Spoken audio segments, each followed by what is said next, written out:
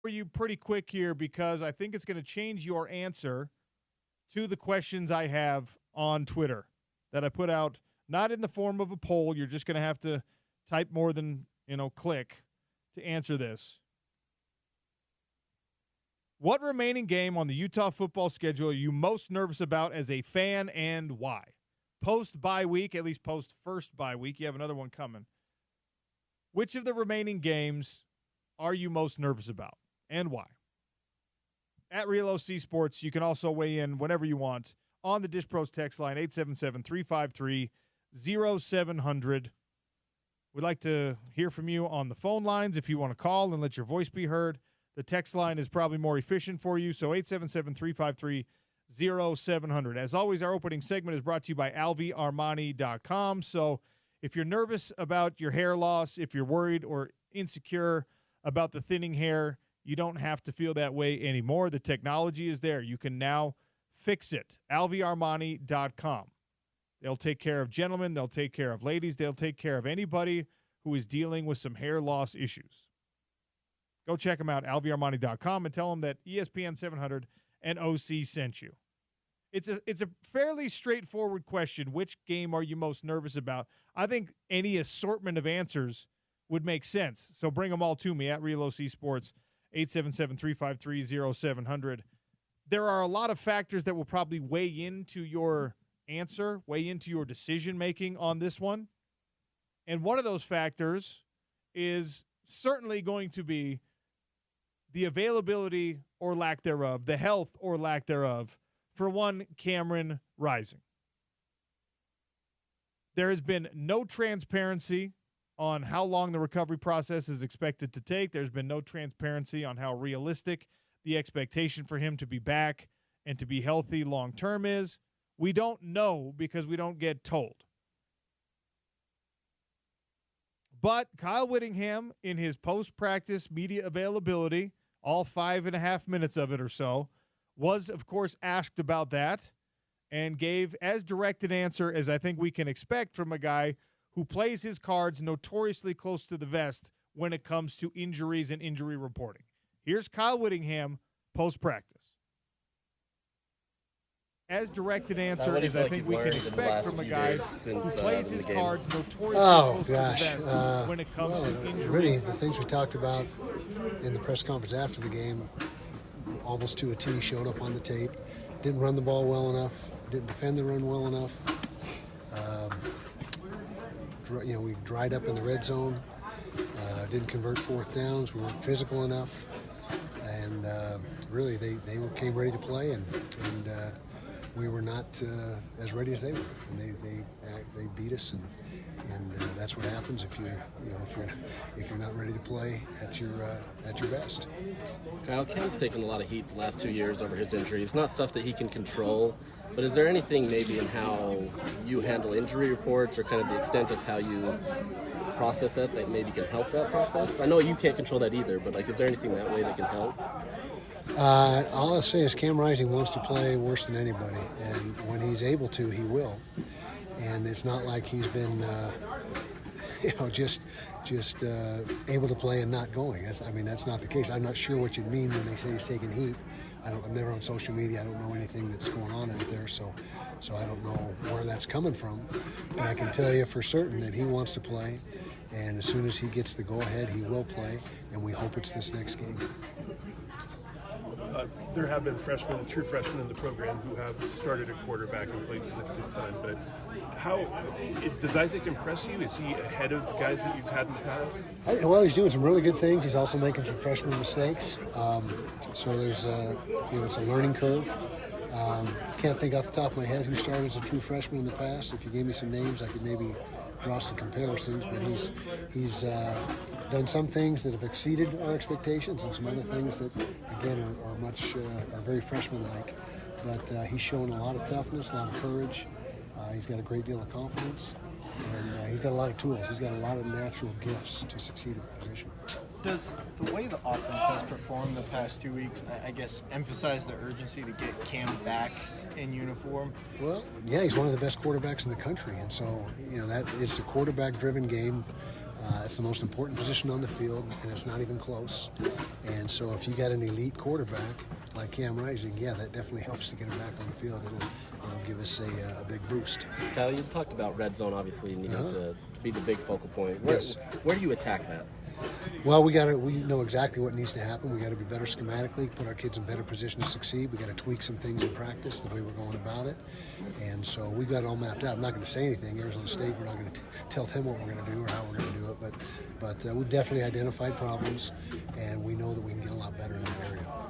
How do you balance using this week? What are the most pressing issues that you need to fix before Arizona State? Well, coming off the last game, physicality at the line of scrimmage. Like I said, we got outrushed 2-1 essentially, and that can't happen. I mean, that's exactly how we beat up on people. So it was disappointing to see that happen. We also got to tackle better. We went some live tackling today in practice because we didn't tackle well enough. Arizona's backs did a great job. They're physical, they're fast, but things that we can correct, and we're working on them, and we expect to be much better next week, obviously.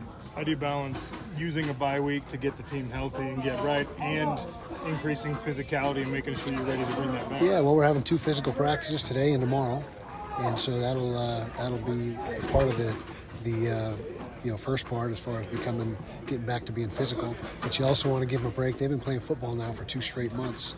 If you go back to the 1st of August when fall camp started, so it's time for a bye week, and it comes at a good time in that respect. And let them get some of the bumps and bruises healed up, get their legs back underneath them, and refresh, I guess you could say, and get ready for the second half of the season.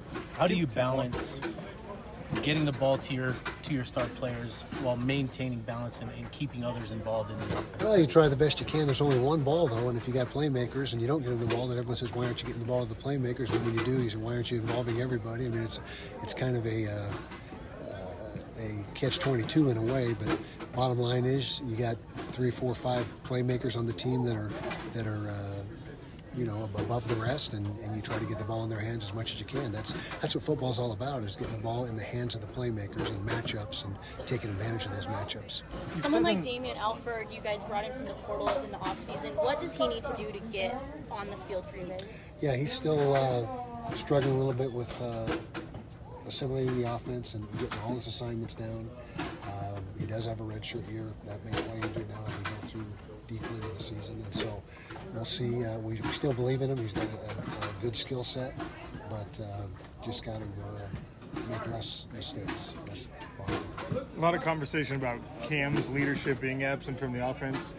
Is Karene's absence noticeable from the defense and the leadership standpoint? We miss Karene tremendously. Now, those 2 defensive tackles are great leaders for us, Keanu Tanavasa and Junior Tafuna. But you can never have too many good leaders, and Karene is a terrific leader, and crossing their fingers that he'll be ready to play very soon.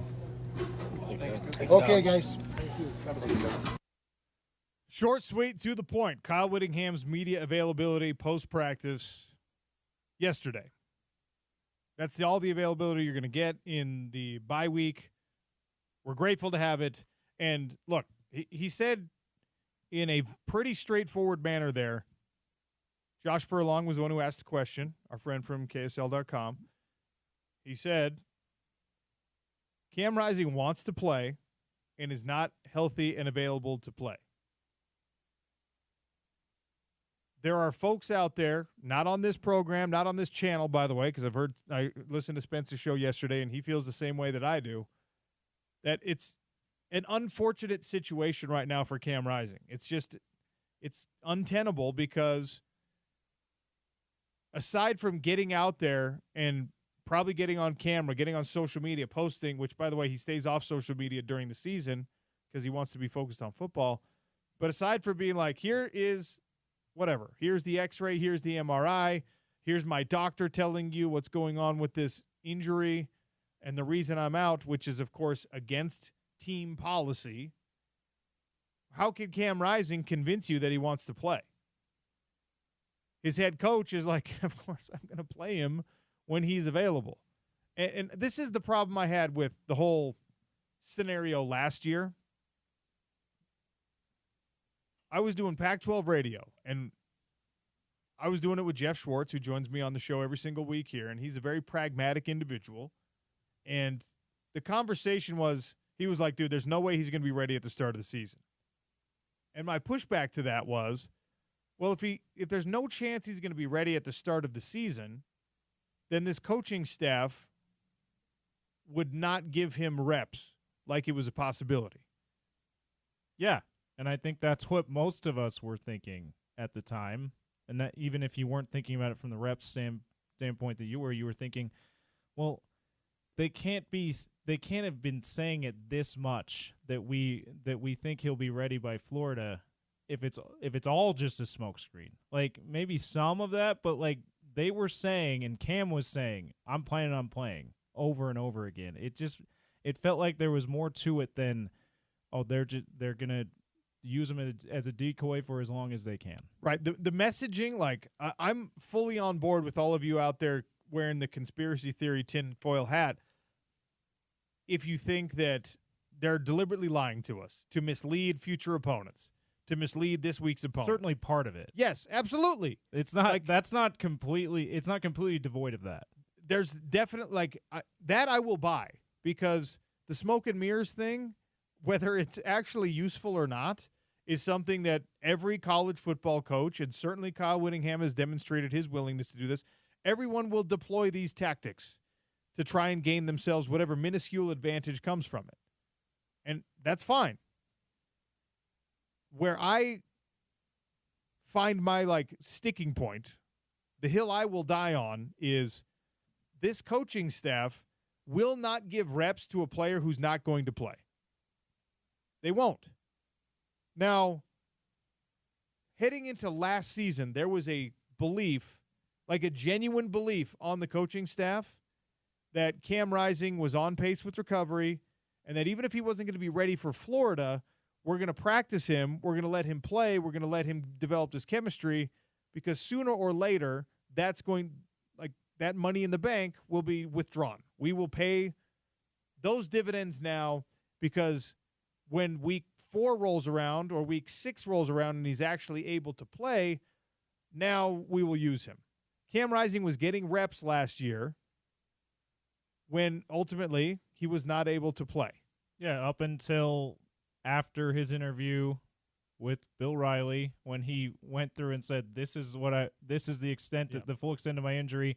And then I think it was a week or two later, Kyle Whittingham decided to make it public that he's out for the season. Up until then, he was getting some of the reps every week, and warming up before games. Right, which is problematic because, and honestly, that's where I think a lot of the tension developed between Coach Witt and Dr. Elatrage, and why you got you got some snarkiness in the Uno Doctor comment, right? Because it was like, well, we have invested time in Cam that could have gone to Bryson or somebody else because we thought he was going to be able to play. I mean, I'm filling in blanks here. These are not quotes. But you could tell how frustrated he was at the bye week last season. That was when he made the famous Uno Doctor comments about Brant and Cam.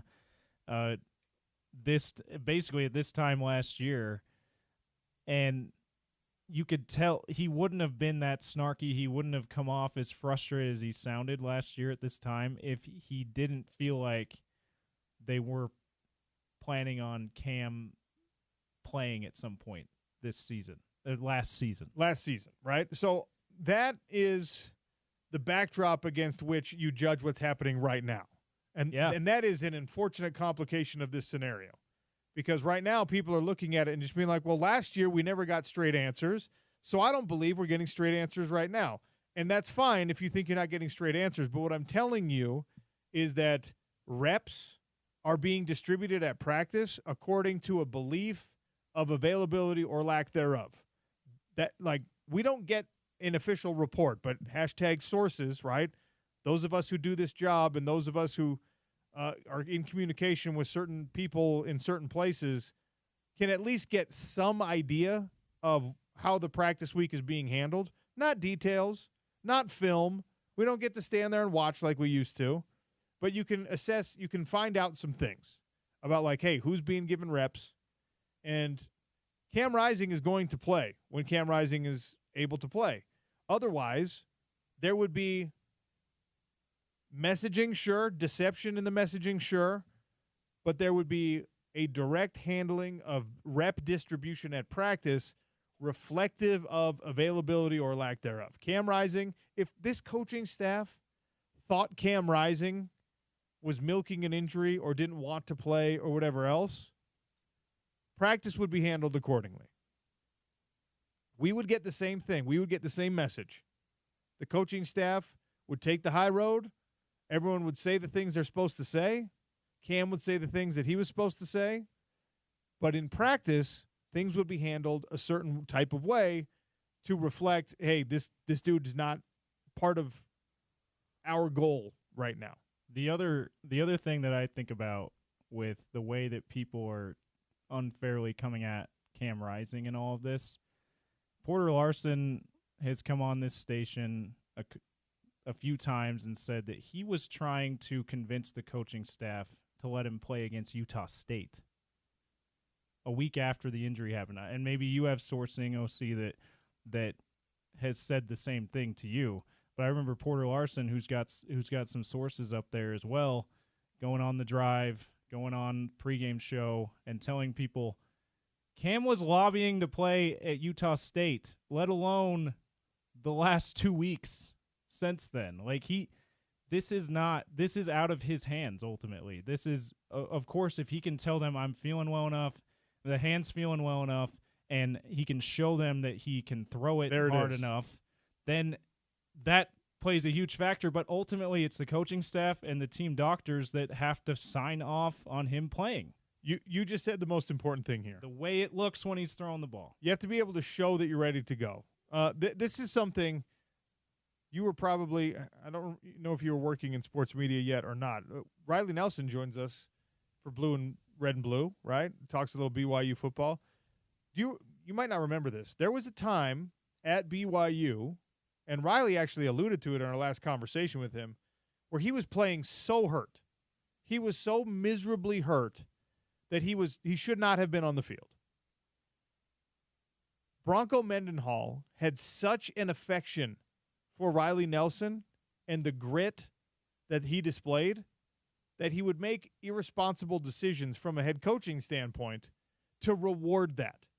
Because Riley, the dude's an absolute legend, even if his numbers weren't always great. Riley played special teams as a quarterback. Yeah. Like, Riley was that dude. He was an ultimate team player, right? And I remember this very distinctly from those years. This was 12 years ago. I remember very distinctly being in the media and talking about this and being like, why are they playing him? And we didn't know what Taysom Hill was going to end up being, and we didn't know what the backup quarterback situation really was at BYU. But I remember being like, Bronco would sit in his press conferences and he would sit in his media availability and he would defend Riley Nelson like he was his own son. That's how much he loved the guy. Would just be like, you don't understand what this guy has put himself through in order to be able to play for us. You don't understand how tough he is. You don't understand how willing he is to sacrifice for his teammates. And all that, I have no reason to believe was anything but 100% true. Now, the unfortunate reality there is that blinded whoever was making the decisions and Bronco himself to the fact that, like, this guy just isn't ready to play. This is not good for his physical health. Well, and it's also not good for the team. And it's not good for the team You're competitively. responsible, like, Cam Rising is responsible to his teammates. Kyle Whittingham is also responsible to all of those teammates. And, by the way, to his assistant coaches, to Andy Ludwig.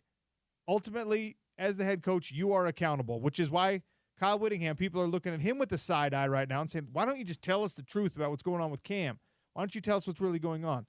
He is telling you the truth. If Cam Rising was available to play, if he walked out onto the field Utah State week, Arizona week, Oklahoma State, whatever, and he's able to spin that ball, he's got some zip on it, guess who's playing? Cam Rising. Yeah. There is no incentive. If you're watching on YouTube, please do stream us on YouTube. There is no incentive for anyone in this football program to keep Cam Rising off the field. None. There is none. It doesn't work out well for Cam Rising. It doesn't do anything for Kyle Whittingham, for Andy Ludwig. If there is a choice to be made about Cam Rising, if it is a choice, It's an obvious choice.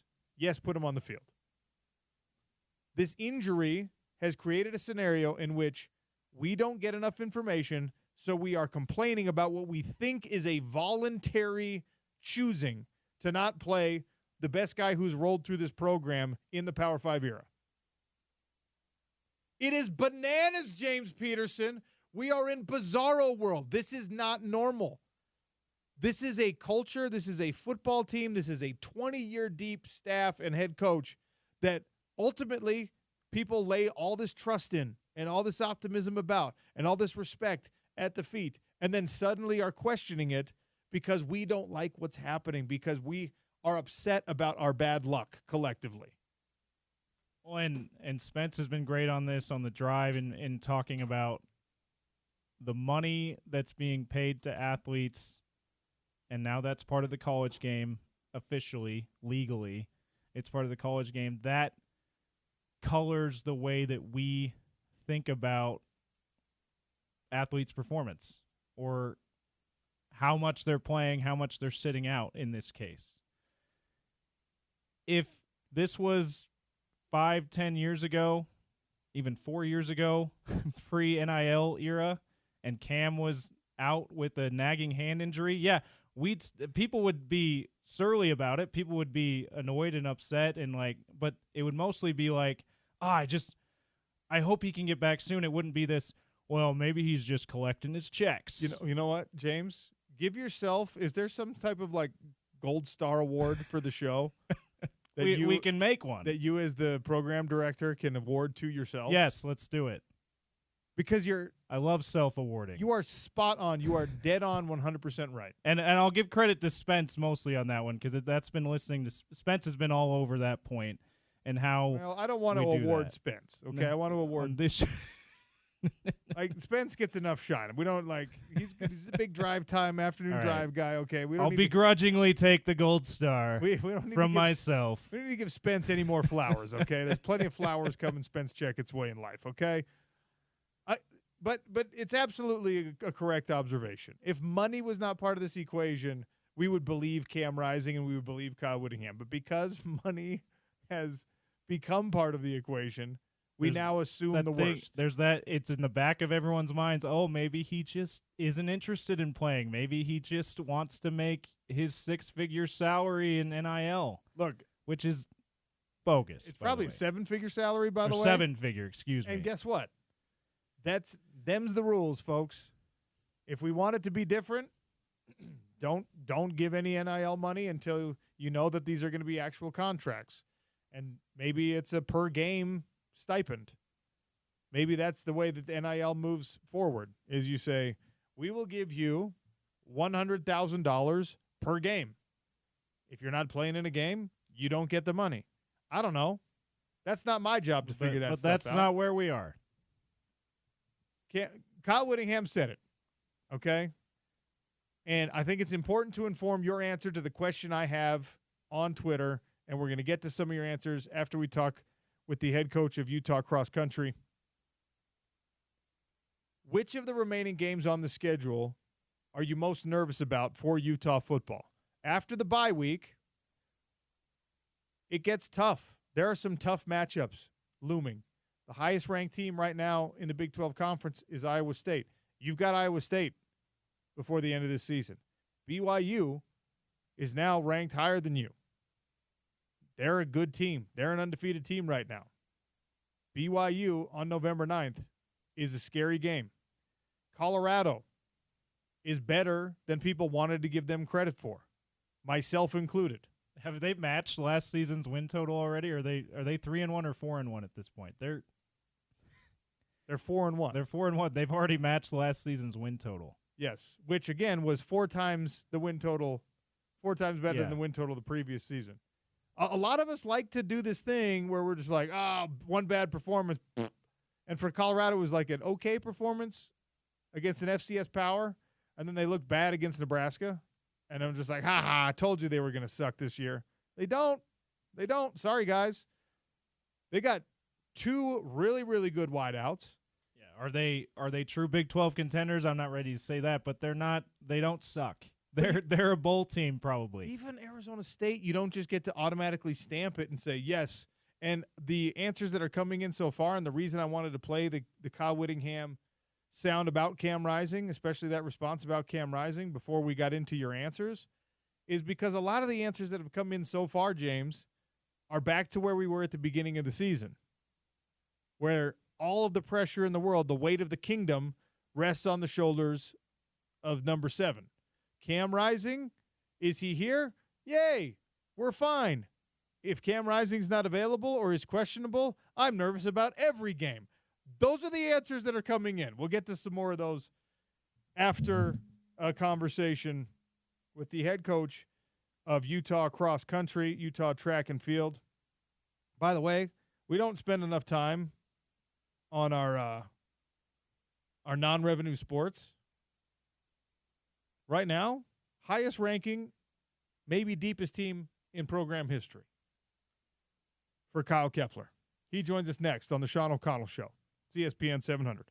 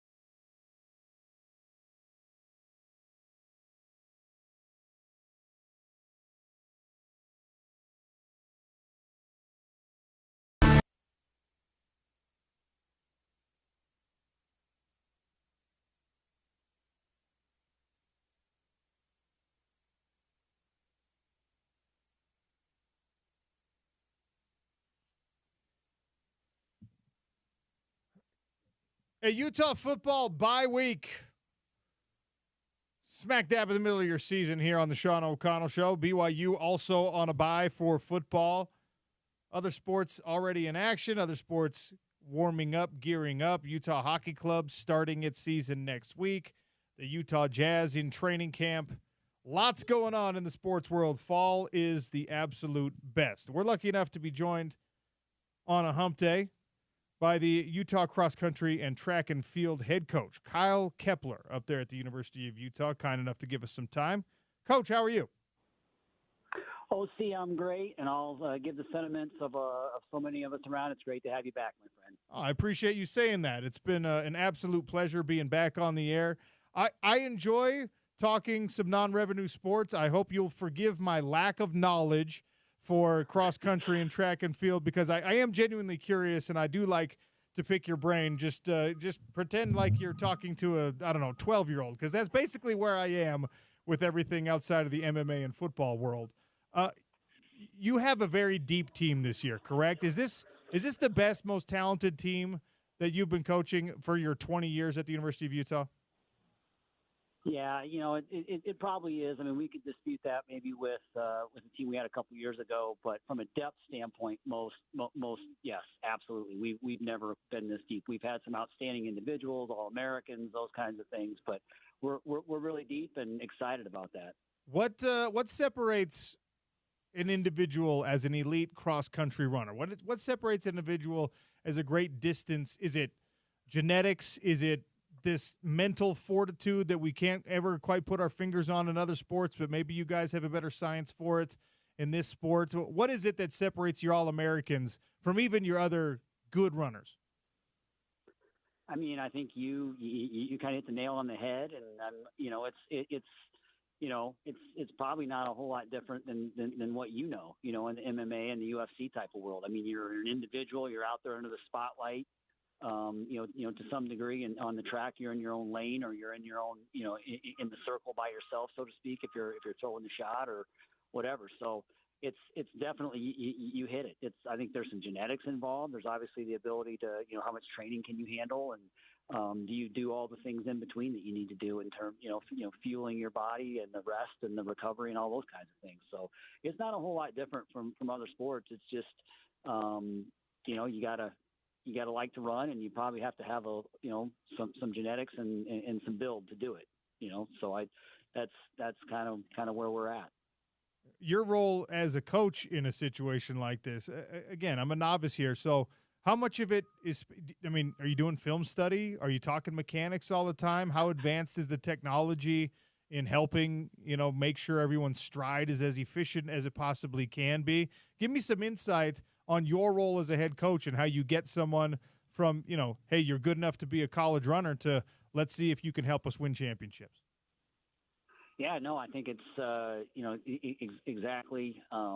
It depends on the event. Obviously, the little more technical the event is, certainly the sprinting and the jumping and the throwing, and those events really probably involve more film study, and it's more of an individual situation. So they're coming in for a lot more individual meetings versus maybe I see our soccer team here and Hideki and his crew, or maybe the lacrosse team. They're in like a full team session of training and talking about tactics and different things they need to do that way, versus ours is a little bit more individualized and based on the event. And with the distance runners, maybe not as much film study per se, but we're out there still doing drills and strides, and running through wickets and different things to make their stride more efficient. So yeah, that's pretty good for a novice guy. You kind of know what you're talking about here, my friend. I do have cousins. I have younger cousins, twin cousins, who ended up being great cross country runners. One of them ran for the Air Force Academy, the other for Notre Dame. And Coach, I'll tell you, I went when my cousin Joe was we were out in the Mountain West Conference. Utah and Air Force were in the Mountain West Conference together back then. And they were out at the Rose Park Country Club for a cross-country event or whatever, the Rose Park Golf Course. And he's like, hey, come watch me run. I was like, oh, this will be awesome. And I went out there, and I got to tell you, it was cool to see just the insane pace being set over uneven terrain and all that kind of stuff. But I don't know how you coach. I don't know how you – because it's really an athlete, at least in cross-country, it's an athlete out there in the wild on their own, I mean, as a spectator, you can only see them 1/10 of the time. So when you're coaching, I mean, in football, you coach, you blow the whistle, you coach them up. In MMA, you can stop things at any time in a coaching scenario and say, no, you're doing this wrong, do this instead. And at the very least, you have between rounds. It feels like it would be very, very difficult, what little I know about cross country, to coach, because you're just not, unless you're running alongside them or maybe driving the golf cart. How do you do it? Yeah, no, I mean, you described it perfectly. That's we have to run around and try to find places on the course that we think are key for them, or key for trying to understand where the team scores are at and that kind of thing, and telling them to move up or stay where they're at and stay relaxed. And it's a challenging sport that way. But we literally just had this discussion yesterday with several of our gals. We don't have timeouts. We don't have quarterly breaks or the 2-minute warning or however you want to do it. But in some ways, that's a good thing. We have unlimited timeouts mentally, and so if they start to go to a negative space, it's like we usually have like recall words or phrases that they say to themselves, and that kind of resets themselves. We talk about, like, think about driving your car. You're looking at the odometer. You're looking at all the different things. Well, you got to do that internally. Check yourself. Where are you? How do you feel? And then the next thing you know, you're already another 100 or 200 meters down the course, and you're rolling, and you're thinking about something new and fresh, and kind of resetting yourself. And we get to do that unlimited times. We don't only have, we got to save that time out, because we got to have one at the end of, into the half, or whatever. We can just keep using them. It's unlimited. You can reset yourself, as much as you need to. So different, certainly, than some of the ball sports, but at the same time, it's a situation where we kind of have unlimited, and they have to be able to do that themselves. And so we train for that. We talk about that, in the lead up, obviously, and throughout the season. Talking track and cross country with the head coach at the University of Utah, Kyle Kepler, here on the Sean O'Connell Show. All right. I don't know how much practice techniques have changed. I don't know how much rules about how hard you can push have changed. That it's changed a lot in football, for example. No more two-a-days. And it used to be back in my day, Coach, for us old people, it was like part of it was weeding out the weak, right? It would be two-a-days. It'd be full contact practices for 2 weeks straight. It'd be a nastiness. And there was always these workouts that you knew were coming, that it was going to be 20 gassers for the football players. It was going to be bear crawls. It was going to be something that was just designed to break you mentally, to get you to push past the point that you didn't think you could push past. And the longer a coach was in a certain place, the more likely they had picked some terrible, awful torture device to make it worse for you. You've been around Utah for a long time. There's a bunch of places here with long, sustained uphill climbs. There's a bunch of spots where I know you could have masterminded some wicked workouts. Have you done so? What's the worst for your runners? Now, maybe the worst is, believe it or not, it's going to be the opposite of what you think. It might be Liberty Park. We work out there a lot. We do a lot of hard, sustained running there for long periods of time. So, something like that. But maybe the other place is Sugar House Park, because there's some wicked hills at Sugar House Park. And, yes, we take advantage of that. And especially if we know in a year, if we know we're going to race the national meet at Oklahoma State, or because that's a really hilly course, somewhere like that, then we're going to do more workouts there and prepare more for that than we maybe do in a year when it's not quite as of a challenging place. So sometimes our schedule and where we have to go for the NCAA championships dictates that. But yeah, probably those two places are two places when when our gals know that we're going to one of those two places, they know we're gonna get after a little bit, and they're gonna have to be ready to go mentally and physically, maybe more so that day than some other days. I'm feeling really good about myself right now, Coach, because when I asked that question, I was like, I bet he's going to say Sugar House Park, because anyone who's ever been on like a strength and conditioning program, anyone who's ever had to get ready for a fight, and I know that Kyle Whittingham, Doug Ellisai, they'll bust the football team over to run those hills. Sugar House Park is a beautiful and wonderful spot in our city, but it's also a spot where you can generate a lot of pain for yourself if you're working out there. I mean, you got to know if it's a good sledding hill, it's a good running hill. Is that the rule? You would know that, being from Iowa. Sledding is part of your youth and your childhood growing up. You probably just picked the good sledding hills and ran up them when you were young. Exactly. That's it. I mean, seriously, that's. I mean, you can correlate those two really, really well. How does your job change? Is there a new challenge moving from the Pac-12 to the Big 12? What is the big difference, if there is one? Well, it certainly is not as challenging as moving from the Mountain West to the Pac-12. That was a certainly eye-opening learning experience that we knew about. Moving to from one power league to the next, it's going to be the same, if not even better. From a cross country standpoint, from a track standpoint, but there's just some different names on the jerseys. Obviously, we'll recognize Colorado and the Arizonas, but we've got some new schools in here now, and so it'll be some new places and some different faces, but at the same time, a lot of really good schools. So it'll be a fun challenge and something that we're looking forward to. The landscape of college athletics with NIL, with revenue sports generating this, and now, of course, a settlement coming where funds are going to be redistributed to student athletes, and there's all this conversation about how sustainable it is for non-revenue sports to continue to offer their programs and their scholarships. What is the significant financial change in the last few years done for you and for your sport? I think we certainly have, some gals, who are taking advantage of some NIL opportunities. But it's certainly not something that, that we are going to experience quite the same way some other sports are. Depending on how this house settlement goes, we might have some roster limits that we've never had before, which, won't really affect us because our roster's, not wildly out of control or, has a mass amount of people. We want to have a roster that my coaching staff and I feel like we can coach every single person and, from walk on up to the full scholarship kid and everything in between. So, things haven't changed drastically, but, budgets are certainly getting tighter in terms of the travel and taking care of the group and those kinds of things. But, in our world, certainly, revenue distribution probably isn't going to be a significant impact on sports like track and some of the other non-revenues. But, our biggest thing is continuing to be successful. And, if we can, lean on donors a little bit more, great. If we, can do a little bit better in terms of doing a little more with less like we always have. I mean, that's kind of what our sports are known for and what coaches of our sports are known for, in the non-revenue sector. So not drastic changes, but certainly things we have to adjust and pay attention to. And maybe the transfer portal and things like that have maybe impacted our sports a little bit more so than what we had before. Coach, before I let you go, I want to talk a little bit about the roster. 2 returning All-Americans, but so far – Aaron Bringer's been like the big star. The first Big 12 Runner of the Week award actually just came yesterday.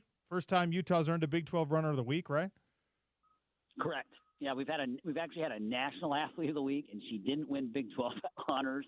And now we've had a Big 12 Athlete of the Week. So, we've run well early, but we've got about 40, I think it's like 46 or 47 days to the national meet. So, got a long ways to go, and just we've got to stay healthy and injury free. That's always part of it for every sport. You got to be a little bit lucky that way. But yeah, Erin came out of the chute. She hasn't run a cross country race in 2 years. She was redshirted last year due to an injury issue, and she returned last winter and returned with a vengeance and had a great spring. And not really a surprise to see her running at such a high level. And then, McKaylee and, like you said, Anna, both All-Americans last year. So, we put Morgan Jensen, a local product, an Alta grad, in there. And then one of our international stars it kind of makes up our top 5 right now. I just have to give a shout out to the sports information staff at the University of Utah, because to make sure that I sound prepared when I'm having conversations with coaches like you, they send me notes, they give me some insight, and I gotta love the fact that your fandom of the Chicago Cubs was added to this. Just I don't know if that's like an inside joke in the program, but unfortunately a Cubs fan, so a lot of heartache is part of the bio. Yeah, it is, no doubt about it. That's kind of, when I'd come on, this spot obviously was Bill's before you, and Bill and I always that always came up in our discussions on the radio, and they still do in the hallways here now that he's here with us. So, yeah, my Cubs fandom is well known to the listeners of this radio station. It seems to come up in most of our interviews. So, always a fun thing. I'm just happy that. It wasn't. I was, as I was preparing also for this, I was more worried you were going to ask me about my lifetime 0-3 wrestling record being an Iowa kid. So, well, look, you could be a pretty good wrestler in Iowa and still be 0-3, Coach. So I'm not going to hate on you for that. Well, I know, but that's as close as I get to your world. I'm kind of like you being a novice, with cross country and track, and that's okay. I'm kind of that when UFC and MMA comes on, I think of you because of the show and hearing you talk about it often. But I also just think about, man, I couldn't do that, and so kind of the same respect you have for us. I mean, I think a lot of us, that look at your world, think of you that way as well. So I appreciate you. Having me on today. Well, I appreciate you saying that. The UFC's in town this weekend, Coach. If we could probably figure out some way. Bill Riley's got a lot of clout in this town. He could probably find a way to get you some tickets to the UFC fights and get you. I don't know about ringside, but he could probably get you in the building. Last thing, and because you brought up, I mean, look, there's just parallels between every single sport. There is a constant debate that happens in the MMA world and in the boxing world about road work versus running on treadmills. Like, because you got to cut weight, you got to get the cardio in, and there are people who live and die by, nope, I'm running outside, I'm running on the road, that's the best way to get ready. And then there's the other camp that says, no, the treadmill's the controlled environment, you don't risk injury, it's got less wear and tear. What's your answer? What's the real science behind it, if you know it? The real science behind it is try to run on soft surface. But, in the wintertime, that's hard around here because the grass is covered with snow and the trails and that kind of thing are typically covered with snow. So, for us, it's run on soft surface as much as possible. And then obviously the treadmills come into play.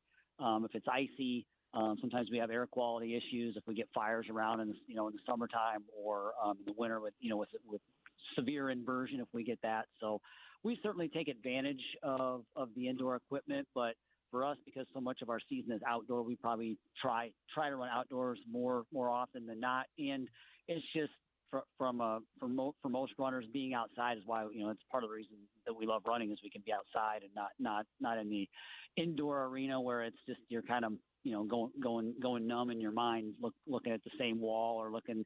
If you're fortunate to have a TV show or have a great radio show like this to listen to, then it doesn't take it quite as it doesn't make it quite as bad. But ultimately, I think most runners will say they'll want to run outside. The vast majority of their training outside. I'm going to offer a suggestion for all of your training sessions with your teams. I want you to download the ESPN 700 app and stream our show while they're running. And just be like, you get to turn it off as soon as you're done with the run, so that they'll run faster. I like the idea. It's a great idea. We'll make sure we get that app on their phone. Perfect. Coach, thanks for your time today. Appreciate you. OC, appreciate you too, man. Thanks for having me on. And again, welcome back. Appreciate having you around. Kyle Kepler, right now, his team 6th in the country. Good things happening for Utah cross country.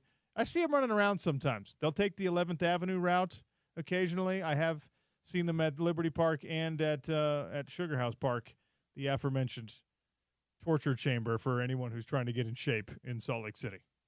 I was definitely a little surprised that he cited Liberty Park as one of their harder ones. That just means he's the reason that one's so hard. Because Liberty Park is just a flat oval. Right. It's just a loop. Maybe it just sounded like he was alluding to. It sounded like just nonstop running. Yes, basically. Yes. And so he's like this. We're not going to give you many breaks. You're not going to get any breaks when you're at Liberty Park. You're just going to keep running. It's like the endurance part of it, maybe. But that was a little surprising. And he did say you might be surprised to hear this. So I mean, good call there, Coach. Kyle Kepler, big thanks to him for joining us. Billy Joel and Sting are coming to Rice Eccles Stadium May 23rd, 2025. We'll be giving tickets away later on the show. Listen to the Drive with Spence Checketts as well for opportunities to win tickets every single day here on ESPN 700. All right, want to get back into some of your responses to the question I asked today. Which of the remaining games on Utah's schedule are scariest for you? It's ESPN 700, your home of the Utes.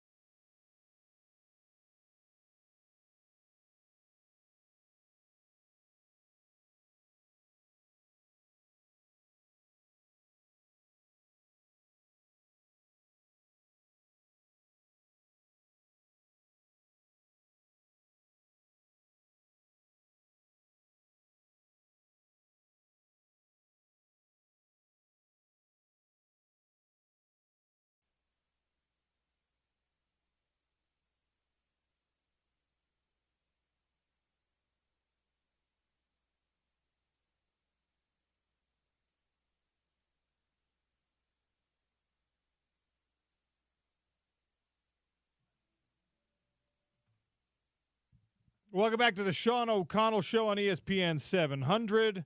Scott Mitchell joining us in a few minutes here to start hour number 2. We'll talk Utah football and the hanging participle of a Cam Rising availability question as they're in the bye week. Actually, Kyle Whittingham said practices yesterday and on Monday were pretty physical, so that's going to be an interesting topic of discussion with Scott Mitchell. Wait, you are an author, aren't you, with the hanging participle line you just did? That's pretty good there. Have you read my books yet, James? I have not. Why? I'm sorry. I James, have not why? read the James, why? I'm putting you on the spot right now. Why? I will say that I did not know that you were an author until you started the show. Here's what you can do, okay? So forgive my ignorance there, OC. You can order both of my novels on Amazon, and you can stay up all night reading them both. I'm sure I can pay full price. You could pay full price. You know, in all seriousness, because we're on YouTube now, I'm gonna do a little product placement. I'm gonna bring them in, and I'm gonna put them in an advantageous spot here. Do the ESPN Insider thing with the bookshelf behind. That's a great idea. But it's only your book. It's just 2 books. My book, both of them, 1 copy each. That's what I'm going to bring in. Giant bookshelf, though. Massive. Just 2 books on it. I want to get to some of the answers that people brought to my question, low-hanging fruit. Which of the games left on Utah's schedule? Low-hanging participle. After the bye week, which game is the scariest for you? And we're getting an odd mix here. BYU has come in more than what people are probably excited about. BYU is a scary game. Iowa State, for obvious reasons. Credit to Utah fans for giving credit to their rival at being a really scary game at this point. You're almost taking the high road by saying, like, BYU scares me because you don't want to admit that they do, but they look pretty good. Yeah. By the way, it's okay to say I'm a little nervous about that game and also acknowledge that, like, Utah still should be the better team in that game. Oh, yeah.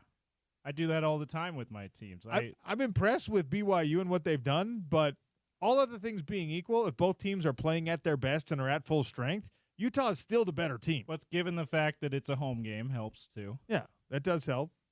In any case, Colorado is the most common answer. I could have turned it into a poll, but then you're leaving out some of, Arizona State probably gets no votes in that poll, whatever. There's more games than there are spots on the poll. So I didn't want to turn it into a poll. If we were doing a poll, Colorado would be the scariest one for people. Are we going to do a mid-season fractions of concern? OC? We're not. Maybe Zachariah. Maybe later in the show we can do with Zachariah Hour at 1. You know what? I'm going to text him and we're going to do that. He's going to love that. In any case, Colorado, I think, is scary for a couple of reasons. Similar to BYU, obviously, for your in-state rival, you never want to lose, ever. And you don't want to have to deal with the bragging rights and all that kind of thing for your neighbors. I think people just don't want to lose to Colorado. I think people just don't like the idea of losing to Shedeur Sanders and to Deion Sanders. Are you saying that the Rumble in the Rockies is a real rivalry? Is that what you're saying right now? Don't do that. The Rumble in the Rockies. I don't call it that. And well, aside from Colorado being, I think, the most common answer at 877-353-0700 and at Real OC Sports on Twitter, this would be the other most common answer. Any game that Cam doesn't play in. A lot of this conversation for people is dependent on Cam Rising's availability or lack thereof, which is no surprise. But there's been some form or fashion of this answer several times over. Well, if it's Cam, I'm not nervous about anything. If there's no Cam, I'm nervous about every game. At least some level of nervousness, right? I mean, maybe the Houston game you had 0 level of nervousness going into the season, but if Cam's not playing, you've got a little bit, even though it's just Houston. You shouldn't be, but maybe there's just, even in that game, maybe there's just the teeniest bit, and if certainly in better teams. If you're going to lose to Houston without Cam, you're going to lose to a lot of teams even with bad. Cam. Yeah, that's not the best example, but just to say, even the worst team, because you don't have your best player, makes you just a little bit of nervousness there. It really does, and it's not a good position to be in. But that's where people are at with the answers. Keep them coming in, 877-353-0700, and we'll do some fractions of concern with Zachariah. It's the perfect time to do it, OC. I was not part of the original fractions of concern, so I'm excited for you guys to actually explain to me exactly how it works. It's going to be great. It's going to be phenomenal. Can't wait. Going to be a lot of fun. Quick reminder for all of you who are trying to up your cool factor. Ineos Grenadier out at Warner. That's your best opportunity, okay? You're probably not getting in shape super quick right now. You probably aren't going to change your wardrobe fully. You want to up your cool factor? Get into a cool car. And it is absolutely perfect for this time of year in the state of Utah. The weather's going to get a little gnarly. You're going to be wishing at some point pretty soon that you had four-wheel drive, that you had available locking differentials. The Grenadier from Ineos is the right kind of vehicle for you. It looks like one of those $200,000 mega luxury SUVs. The price point is nowhere near that. It's more of a stripped-down, utilitarian, tough guy or tough gal type of vehicle. It's the right thing for you if you're getting out into the Utah mountains. I was given an opportunity to test drive one of these, and so far I've had to aggressively talk my wife out of spending the money to get us one, because right now I don't need a new car. But when you drive one of these, suddenly you get a feeling like you do in fact need a new car. You need that car. Also, upping the cool factor, use phrases like hanging participle whenever you want. WarnerIneosGrenadier.com. They've got the full lineup of all the trim packages, all the colors. Go check them out in West Valley and tell them that OC sent you. We take a quick one. We come back with Scott Mitchell, the Utah football legend, and half of our Utah radio broadcast alongside Bill Riley. That's next on ESPN 700.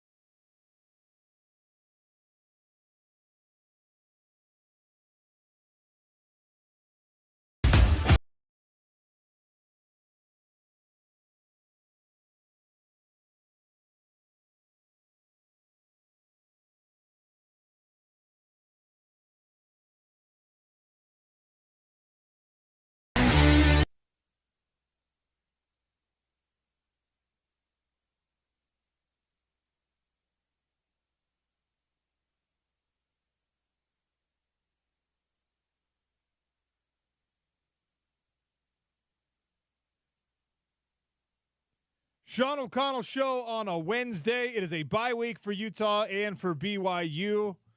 Utah State's got Boise State.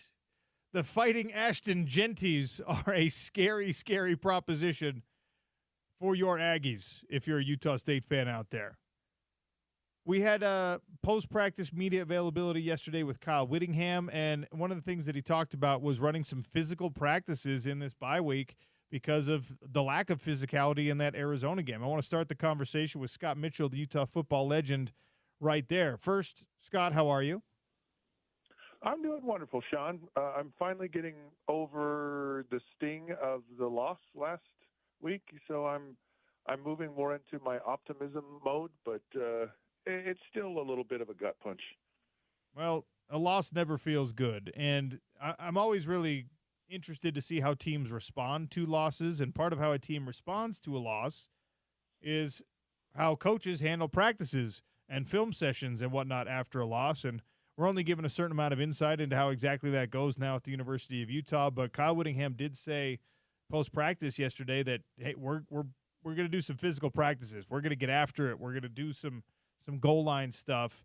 And after 2 months of continuous football and practice, a bye week is a welcome respite and a time to get healthy. But when you come off a performance where you left a lot to be desired at the line of scrimmage, this coaching staff has decided, at least for 2 of these days, we're going really hard. Is that the right solution, or is that the right way to address some of the problems after that Arizona game? Well, I don't think there's this attitude of, like, this is punishment, like, well, you guys, you're going to pay for, how you played kind of thing. And there's some coaches through the ages that may incorporate that kind of mindset. And but I think it's maybe an observation. They said, look, we weren't physical enough. Whether it was stopping the run or whether it was getting those first downs in those critical situations, and maybe they backed off last week thinking, that the guys needed a rest, and it didn't work out that way. Some teams are funny, some teams, the personality of the team, they kind of need that extra work and that extra physicalness of things, and other teams don't, and typically a younger team is a team that does need that. And I would kind of put this team more on the more mature side. I don't know that it's super surprising to me, but maybe a little bit. The team's relatively healthy. I mean, you only had a few guys out, so maybe they're feeling good about where they are physically as a team. And the other thing about it too, Sean, you have another bye. So I think you're going to play 3 games, and then you're going to get another bye week, and so there is another break in the season. And maybe they feel that they can do another evaluation, or they're going to have a time to kind of rest themselves to make that final push in November. I'm sure there's a lot of thought that goes into it, but I don't think Kyle Whittingham or his coaching staff is like, yeah, we're going to just be physical for the sake of punishment and physical. I think it's something to go, we kind of need this as a team, so let's do it.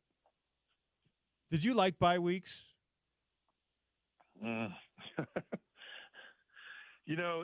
It's kind of the circumstance. It's if you're really on a roll and you're feeling good about where you are as a team, I didn't want to stop playing.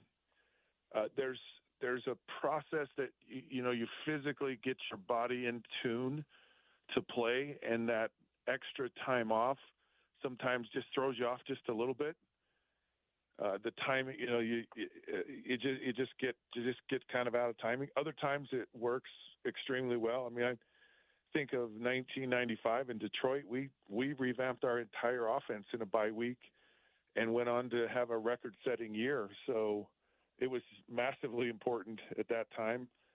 There are other times. I think the best time for a bye week is maybe a little later in the year.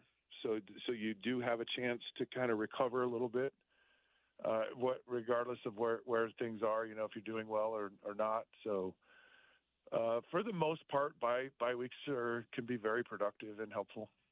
I'll tell you who doesn't like bye weeks, and I can speak from strong experience here. When you are low man on the totem pole, when you are a walk-on, bye weeks super suck because all the important players are resting and all the important players are getting their well-deserved healing time, and the coaching staff's got to do something with those practice hours. So they're just like, all right, all of you scrubs over here, you're going full speed for 2 hours. And so it's more fun, I guess, because you're actually getting to play football, but it's not glamorous.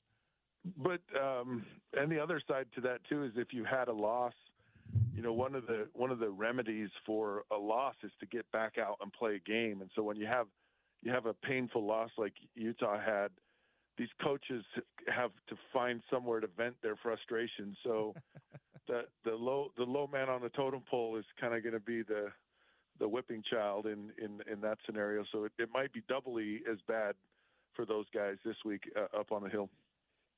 Scott Mitchell's my guest here on the Sean O'Connell Show, talking Utah football as we always do. I put a poll question out about what is the scariest game left on Utah's schedule, and they've got to worry about Arizona State.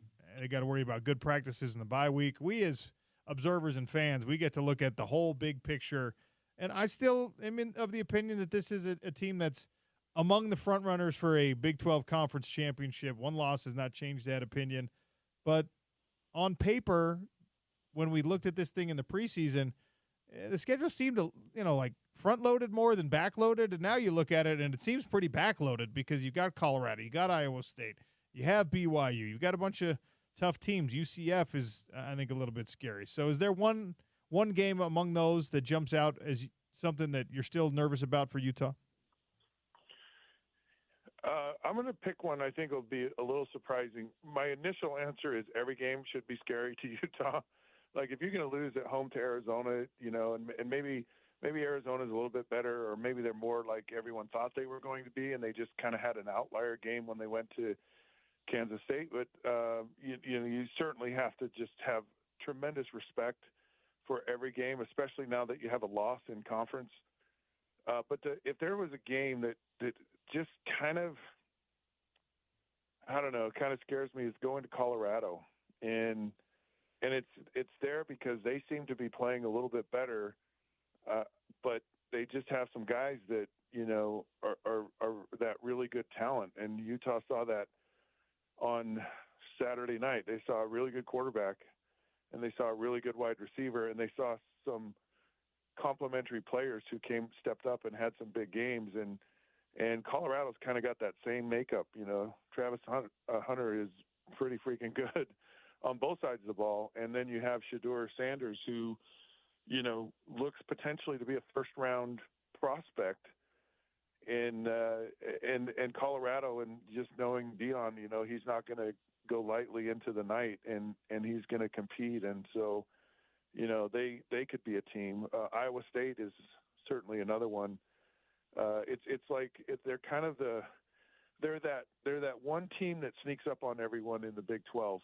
No one's really talking a lot about them. They're starting to now, but they play really good defense. They're very well coached, and they look like they could be a real contender. Now the good part about this is Utah plays these teams that are kind of high up, and so there's the ability to control your own destiny that I really like. But I would say Colorado would be the team for me.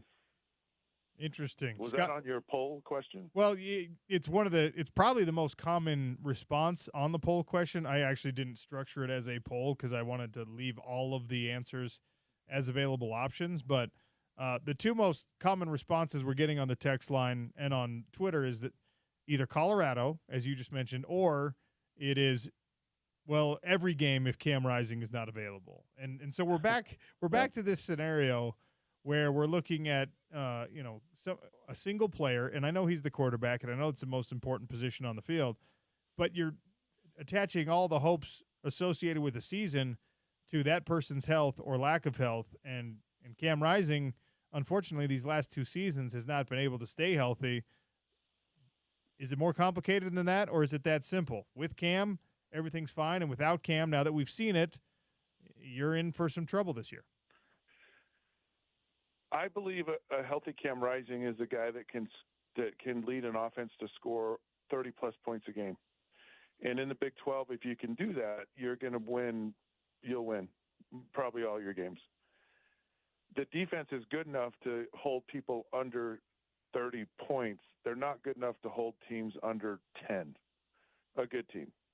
And so it just puts too much pressure on your defense if your offense is inconsistent in its ability to score, which is kind of what it is with Isaac Wilson. And you saw the first game he played, there were interceptions in the red zone, and then you saw, there are big plays open that should have been touchdowns. The Utah State game should not have ever been close. The Oklahoma State game shouldn't have been close. If the offense is as potent and consistent and as powerful as I believe it can be, if Cam Rising's in there, and so it does put a lot of pressure. I don't think this team is just good enough to be so dominant that you could have anyone at quarterback and you're going to be fine. Scott Mitchell for a few more minutes here on the Sean O'Connell Show as we talk about Utah's football season and the greater Big 12. Look, none of us had this high of hopes for BYU, although I did think they were better than 13th in the conference, and I think you maybe shared that opinion. They started 5-0, and they look really good, and now they're a top 25 team, and they're going to get healthy in their bye week, which is happening concurrent with Utah's bye week. They're going to get an entire running back room back, according to Kalani Sitake. So some good things potentially happening for BYU. How much has the complexion of November 9th changed in your mind since the preseason? Well, I said before the season started, and I said what's really good for football in the state of Utah is if both BYU and Utah are doing well. Like if you're just a fan of sports, and it just brings the national conversation to Utah, and but you both have to win, and so Utah losing kind of changed in a way I didn't think it would. This game will be very important. I believe there's going to be two fairly high-ranked teams. They're probably going to be pretty close to each other if they both continue to win. They might be 12-11 if they win through October, and then that becomes big rivalry, early November, significant conference implications. And if you're a fan of this rivalry and what it is in the state of Utah and sports and football, you go, heck yeah. I mean, that's the way you want it. And everyone wants it. And it's fun to be a part of those really, really exciting games. Now, it's even more fun when you come out on the positive end of it. But the thing that BYU is doing well now is they're playing hard. And they're playing really good defense. And so, looking at their schedule, it's fairly favorable to them. I mean, they've got to travel to UCF here, and that'll be a challenging game. But their schedule is fairly favorable. Utah's, they don't play Colorado. I don't think they play Iowa State. They have Oklahoma State at home. So they've got a fairly favorable schedule. It's all about staying healthy, and that'll be a big question for BYU. But yeah, this rivalry kind of smelling or heading towards something that would be more than what I ever thought it would be at the beginning of the year. I mean, if that scenario you just described plays out and they're, both top 15 teams November 9th, we're talking like that's college game day showing up for the Holy War. That's a callback to like 2004. That's awesome. Yeah, I don't think anyone I even think Kalani didn't think they'd be this good. He's like, we got a wake-up call. He said, we got a wake-up call when we came into the conference, and we didn't know what we didn't know. We didn't know that we weren't physical enough. We weren't strong enough. We didn't play hard enough. It was a last year, the first year in the conference was a huge, huge wake-up call, I think, for everyone there. And those are words out of his mouth, and that's what he said about it. And so he said the guys really went to work, and you get really good coaches like he has there, and they get players that understand, buy into what they're doing, and play hard and believe. That's a beautiful thing about this conference in general that I've liked, and I like it even more. It's coming to fruition. Is you've got a lot of teams in the conference that believe they have a chance to win it, and so it's going to be competitive, and you're going to be fighting teams every single week. And that's what you want. All right, last thing before I let you go. What does a bye week plan look like for Scott Mitchell? Do you just sit down and watch all the other games? You got a honey-do list you got to knock out? What are you going to do? I'm getting away. So normally you don't have like a typical, you have one bye week and whatever, and so I'm hitting the road, Jack. And don't you come back no more. No, come back, Scott. Do come back. I'll pay attention, sometime, but yeah, or somewhat, but it's just an opportunity to get away a little bit. So that's what I'm doing. All right. You gonna go catch some fish? What are you gonna do when you get away? No. I can't tell you. It's a secret. That means he's gambling. I love that. Let's go. All right, Scott. Well, enjoy that. We'll chat again next week. Thanks for your time. Sounds good. You got it. How about that? Scott Mitchell with the mystery. He's getting on the road. He's getting out of town. He's not telling us what he's up to. Yeah, he's going to Wendover for the weekend. Got a nice weekend planned. Hold on a minute. Let me tell you something. The amount of time that man played in the NFL, he does not have to go to Wendover, James. You said he's gambling. First place you think of is Wendover, right? Yes. You run a poll for all Americans. Which city do you associate most with gambling? They're going to say Wendover, Nevada. Wendover, Nevada. Not the Utah side. No gambling on the Utah side. Okay. Got a nice weekend planned. Going to go to Wendover and Scott Mitchell is play definitely the slots. He's definitely at least a Vegas guy. All right. He's even got the option of going to Atlantic City. James, have you been to Atlantic City? I have not. You definitely want to go to Vegas over Atlantic City. Atlantic I've City, heard, though. Atlantic City is the old Vegas. It's Fremont Street. Yeah.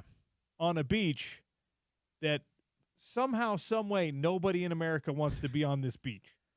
It's the only place I have ever been, and I'm not exaggerating, where there is legitimate vacant lot beachfront property that is constantly available for sale. Like, how does that happen? Everywhere else you go where there's a beach, there's condos, there's homes, there's dream houses. There's people on the beach. There's people on the beach. There's parks. There's whatever.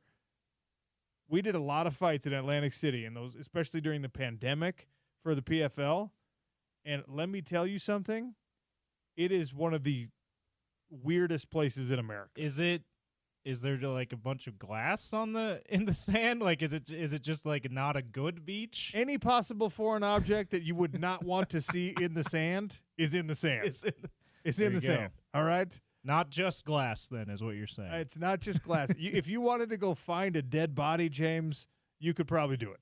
It is not a great beach, okay? It's the weirdest place I've ever been. And look, Vegas has its warts. There's a lot of things about Vegas There's that are some not weird stuff about Vegas. It's not exactly charming. You said old Vegas. You talked about that part of town, certainly. Yeah, just put that on a dingy beach and you have Atlantic City. Now you don't need to go. I've just saved I don't you the need trip. to go. Yeah, gotta cancel the flight. I had a flight booked right when we were talking about this. Scott Mitchell. I'll go to Wendover instead. And the conversation with Scott Mitchell is always brought to you by Larry H. Miller Chevrolet. Get Chevy ready today with better than employee pricing, Solitude season passes with every vehicle purchase. And, of course, our Big 12 at noon comes from Mountain Land Supply, mountainlandsupply.com, and check out their new location. Big thanks to Scott Mitchell, who always adds a lot to the show when he joins us. Time to talk a little baseball. Rob Bradford from Baseball Isn't Boring. You're into the postseason.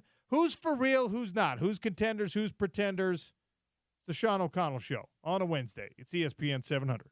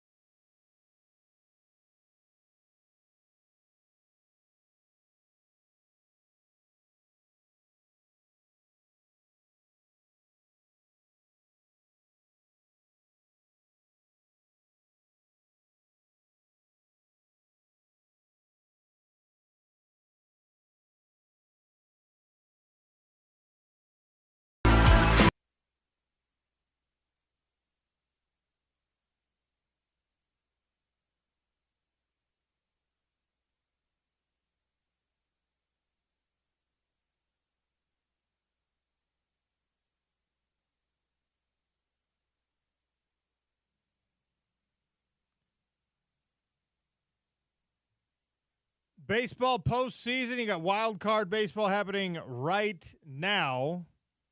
We talk about that and more here on the Sean O'Connell Show. Rob Bradford from Baseball Isn't Boring, kind enough to join us.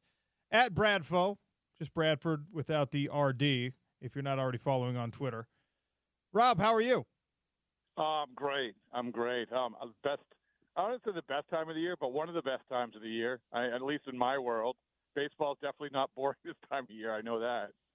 Well, it's interesting because even the casual baseball fan, and I probably have to count myself among them at this point, this is now when your attention gets drawn to the diamond. You've got NFL football in full swing, college football in full swing, and now playoff baseball happening. It is a great time of year to be a sports fan, certainly. Basketball and hockey right around the corner as well. Yeah, I think that the reason is because the baseball season's so long, and I get why some people sort of tune out during that season.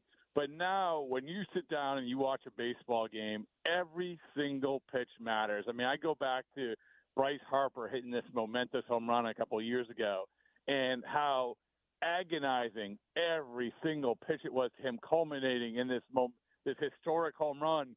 And then you have the social media with the crowd reaction in the background and all of it. It's just everything is micromanaged, like kind of along the lines of what a lot of these other sports are, which is, this is what baseball comes into criticism because, again, it's too long or you can tune out and you don't have to pay attention.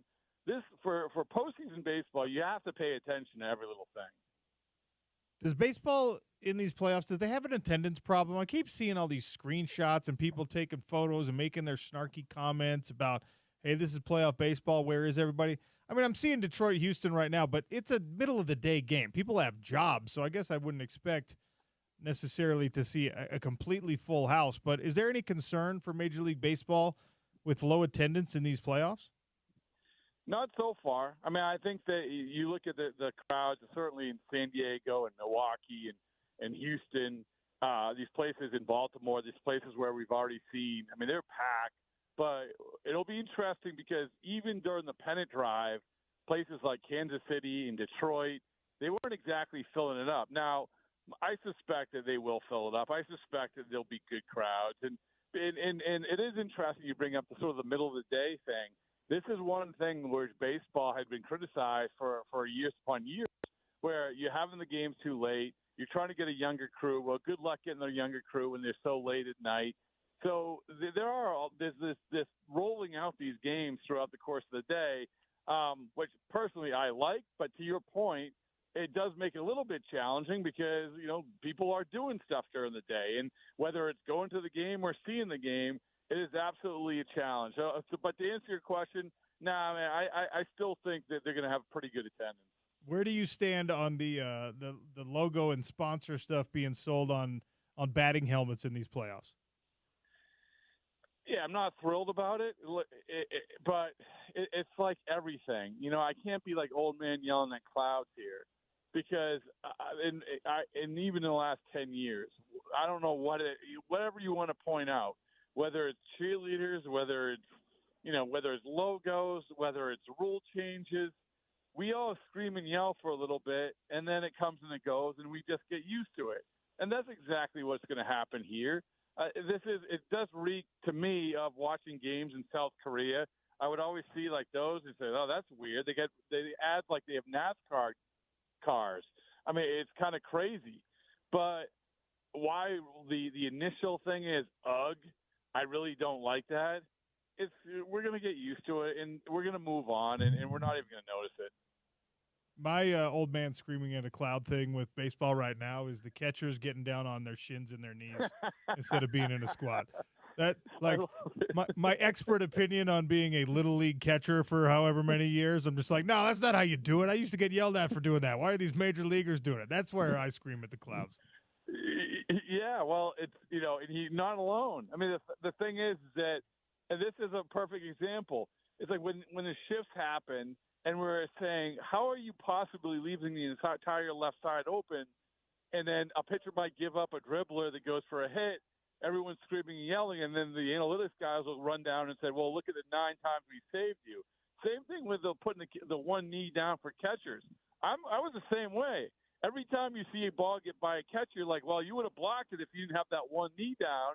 Yet at the same time, they'll say, well, his shelf life is going to be a lot longer. His framing is going to be a lot better because he's on one knee. So at this point, I just give up, man. Like, there's so much of this stuff where you just sort of roll your eyes initially. But at the heart of it, the most important thing, which we shouldn't roll our eyes at, are the big things like the pitch clock, that sort of thing, which actually have made the game better. Yeah, we went to a couple. We've got the Salt Lake Bees here in town, and great ballpark that is closing now that they're moving to a new one, and it was kind of like a thing this year. Everyone kind of celebrated the history of the Bees, and going out to the minor league ballparks where, of course, they're always testing out the new rules that we might eventually see in the major leagues, and they had the challenge, the pitch challenges. They can challenge balls and strikes right there, real time at the plate. And we went to one game, and it was like 7 of 15 pitches were being challenged. And I think the concern is like, oh, this can really bog a game down. But I was genuinely impressed with how quickly it went, how efficient the process was, and I was like, people will hate this at first in the major leagues, but if you can challenge a pitch and it can be called like, hey, you get it right every single time, I don't know if people are going to remain haters of it.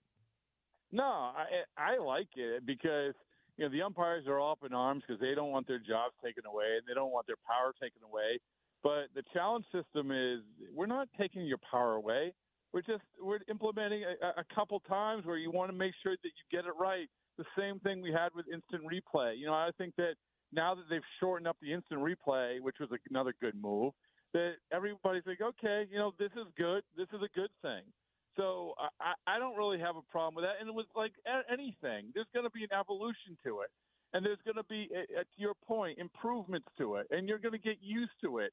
And I think that certainly falls under that category. Now, if the dangerous thing, I think, with baseball is that you get a little taste of it and then you want to keep tweaking. Like the fact that they went from 20 seconds to 18 seconds in the pitch clock, there was no need to do that.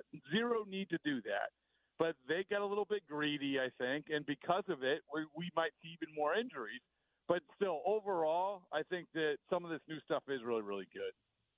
Rob Bradford, my guest, talking a little baseball here on the Sean O'Connell Show. Wild card baseball happening right now. Detroit, Houston. In the bottom of the first, it's 0-0. Let's get to the nuts and bolts of this World Series race. We'll start with these wild card teams. Are the Tigers for real? Are you a believer in Detroit? Yeah, for the sole reason because momentum. And I don't think you can ignore it. At this point, you have the guy, the stud pitcher, Tarek Skubal, and you have that guy who you think you can say, get on my back. I'm gonna carry you through the postseason. We love those stories, starting pitchers. We love those stories. But the other part of this is a team that's playing really, really well and didn't break stride like a lot of these division winners are going to break stride and are going to get too much time off. We've seen that time and time again. But you look at teams like the Tigers, the Mets, sure, they had to play 2 extra games on a Monday, but it didn't hurt them when they had to keep playing because they have momentum. They have the good vibes. And I think that the Tigers have figured out this formula after Skubal of how to manage and winning a game. And that has been proven for the second half of the year, undeniably. And I think that could very really carry over. They're a good team, and I don't care where they're ranked or where they're rated. The one thing that we've learned about these playoffs in the last few years is that you can be the very last team. You can be the 84-win Arizona Diamondbacks. You have still a really, really good shot at making the World Series. Which of these wild card teams have that best shot this year? Well, I mean, technically they're a wild card team, but I think the Padres. The Padres are. You talk to teams who play the Padres, and they'll say that's a really, really good team. That's a tough lineup. That's a good bullpen. Obviously, they have good starting pitching. I think that the favorites right now has to be the Phillies. I'm not even going to put the Dodgers there because the Dodgers, I think their starting pitching is so thin. Everything has to break right for them in terms of starting pitching. The Phillies are just loaded. And so But if you're going to ask teams, including the Phillies, which is the team you're the most scared of, I absolutely think it's the Padres. So I think, again, technically they're a wild card team, but I'll say it again. Like any of these, the lesson that we learned last year with the Diamondbacks and the Rangers is that you can have a flawed team and you can have a wild card team and you can have a team that barely gets in the playoffs. But if you just hit your stride at the perfect time, you can get there even against the best teams, because the Phillies were rolling last year. They should have been in the World Series. But guess what? Arizona, out of nowhere, took the last two games in Philadelphia when nobody thought that was possible, and next thing you know, they're in the World Series. Are we on our way to a just like perfect, written for Hollywood storybook year for Shohei Ohtani? Goes 50-50. The night he goes 50-50 is one of the great individual hitting performances in all of Major League Baseball history. And this is a team that goes into the playoffs as a number one and could be a World Series champion. All of that in the same year. Do you think it happens for the Dodgers and Ohtani? Yeah, so first of all, I'm going to tell you a little story about the salt in the wound, the salt you just put in my wound. Because I was down in my – no, it's good. It's a good story because, you know, this is one of the great things about baseball is that no matter what you have, you can spin it into a story. So I was down in Miami, the Dodgers-Miami series, for the first two games there. So what do I decide to do? My instincts were so bad. I decide, there's no way Ohtani's going to hit 2 home runs and get a stolen base and get the 50-50. I'm going to drive 4 hours across the state to St. Petersburg to watch the worst baseball game I'd seen all year, the Red Sox and Rays, and the worst place to watch a baseball game. And as I'm watching that 2-hour and 7-minute game, I'm looking at my phone and I'm saying, Shohei Ohtani, 6 for 6, 3 home runs, 2 stolen bases, 17 total bases, the best game ever played by a human being. But no, I decide to run away from that and drive 4 hours across the state of Florida. So again, yes, I could be sad, but instead I say, well, this is what's awesome about baseball, a baseball season. You can have great stories and memorable stories. But to come back to your question about Ohtani, wouldn't this be great? I mean, it's great seeing him in the postseason, but how great would it be to see him in the World Series? And then let's dream a little bit and say, you know what? He's been thrown in the bullpen a little bit. He's showing that he might be able to function as a pitcher maybe for an inning. Oh, here comes Ohtani in the World Series pitching. I don't think that's going to happen, but still, this is the fact that we've been robbed of Mike Trout barely making it in the postseason throughout his career is awful. Now at least we have Ohtani, and I think that's awesome. It absolutely is awesome, and it is one of those things that when you talk about a need for baseball to attract the young people to the game and to kind of like refresh the crop of fans that are going to be populating these parks moving forward, he feels like a guy that can easily do that, especially if he gets more media savvy and fluent in English and all that. Yeah, no, absolutely. And there's, when I've gone to games where he's been at, and I've gone into clubhouse, the Dodgers clubhouse, which I've been in quite a few times, but and you walk by Ohtani, he's one of the guys that you actually say, you see him, and you're going to say, I remember when I was in the clubhouse with this guy. I mean, there isn't a lot of guys like that. I remember when younger, I did it with Michael Jordan. And Michael Jordan's sitting there. It's actually with the Wizards. I'm like, oh, man, like Michael Jordan's right here, and I'm having a conversation with him. There's those moments, and there's not a lot of players, athletes, human beings like that.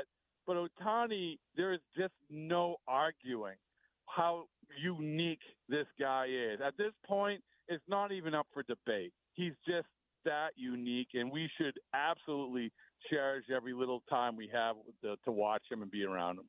Rob Bradford, just another minute or two talking baseball here on the Sean O'Connell Show.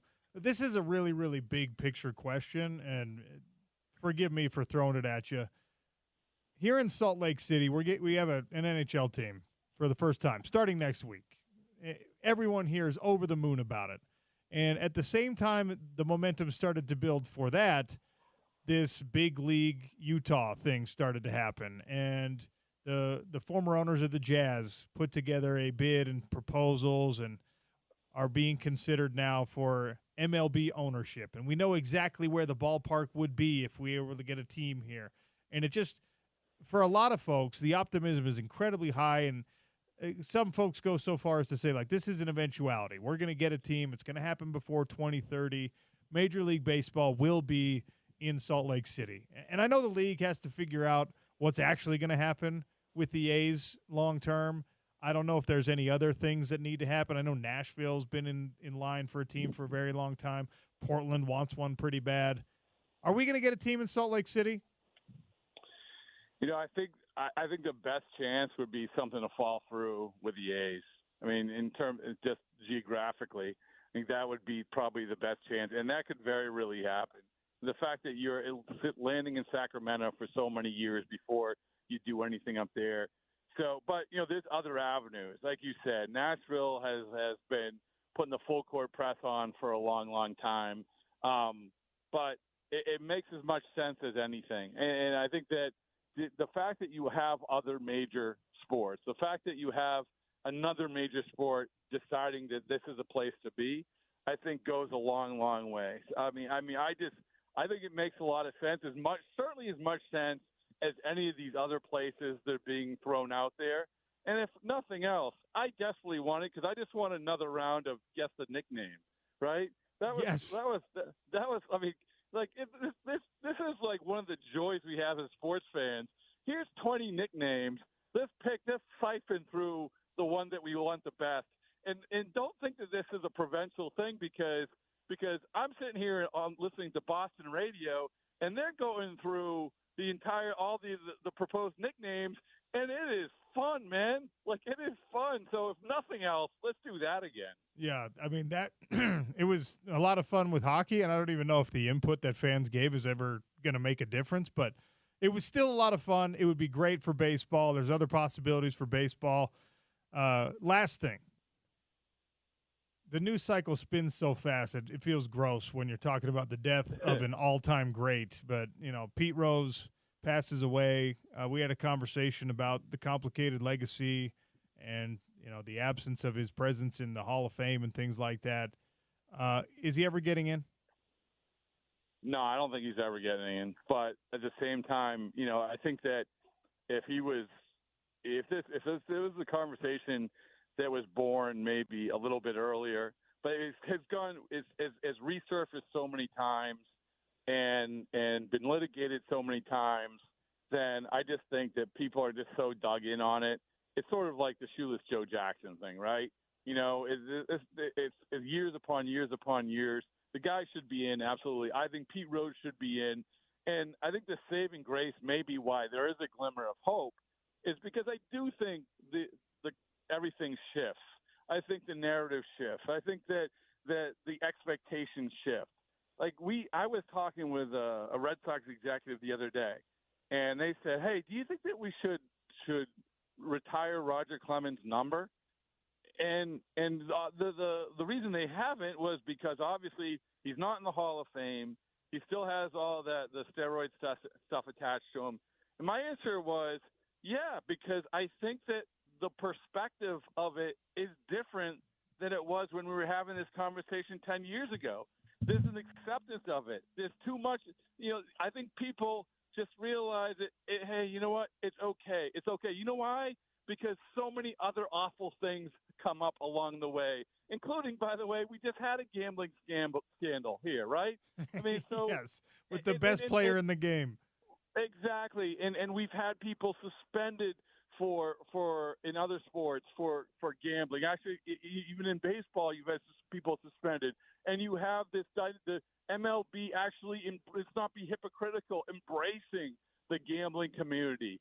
So, and I'm not saying that players ever should bet on their own team like Rose did, but still, for what he did and how far we've come in terms of this narrative, he should be in. But to come back to it, I probably think he won't be. Yeah, I think you and I fall in the same place there. His contributions to baseball, pretty undeniable that he belongs in there, but everyone's real dug in, like you said. So we'll see how it plays out. Rob, I appreciate your time today. Baseball definitely not boring when we're talking about it with you, so thanks. Hey, I really appreciate it. And like I said, I can't wait for this team to get to Salt Lake City because I think that would be awesome. So I'm crossing my fingers. Rob Bradford at Bradfo at BB isn't boring also on Twitter. Baseball, not boring with Rob Bradford. Great stuff. All right. We'll do a quick one to wrap up the hour, Zachariah Hour in our third. By the way, game day, college game day, is heading to Zachariah's hometown for the first time ever. I need to know what his plans are for the weekend. It's the Sean O'Connell Show on ESPN 700.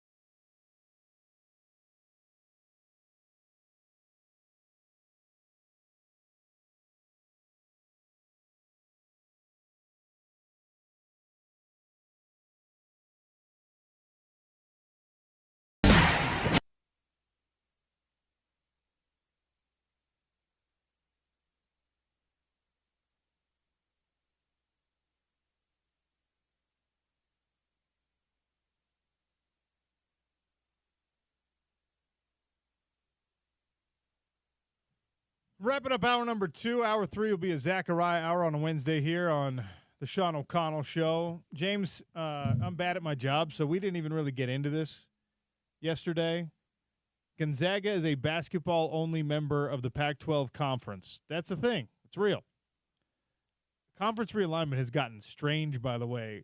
Texas State said no to the Mountain West Conference, said we're staying put. Hey, Sun Belt is just a little more high profile, so we're going to stay in the Sun Belt. Meanwhile, UTEP is like, yeah, we're jumping on. Let's go. I honestly thought that Mountain West might have to kind of promote, if you will, one of these FCS programs, a Weber State maybe. Great. One of the better FCS programs in the West.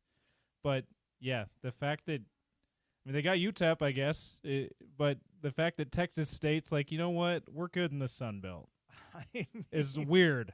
Not to disparage the Sun Belt. I mean, it's the same level as Mountain West, but feels like Mountain West has had a little bit more notoriety than the Sun Belt over the last few years, at least. I think that there might be something to the idea that, like, you're being invited as kind of the afterthought. Yeah. The league that just got stripped down of its best brands. Oh, now you want me. Exactly. Huh? Whereas, like, if you're already established in the Sun Belt and there's not going to be a large revenue difference, because there won't be. Yeah, there won't. It's a good point. Then you just like, well, I'll just continue to be a really solid team in this conference and not join a new party and reorganize my travel situation. And, like, there's that familiarity thing. There are some people that love to move. They want to live in a new house like every 3 years. And there are other people who buy a place and die there. Yeah. It feels like that's what this is, because it's like, well, yeah, I could move to a new house and maybe be newer. It wouldn't necessarily be nicer. It probably wouldn't be in a great location, because all the great locations already have houses built there. I could see some mountains, maybe. Yeah, I don't know, man. Versus hills and flat land in the Sun Belt. San Marcos, though, where Texas State is right between Austin and San Antonio. Oh. So, pretty awesome spot. Yeah.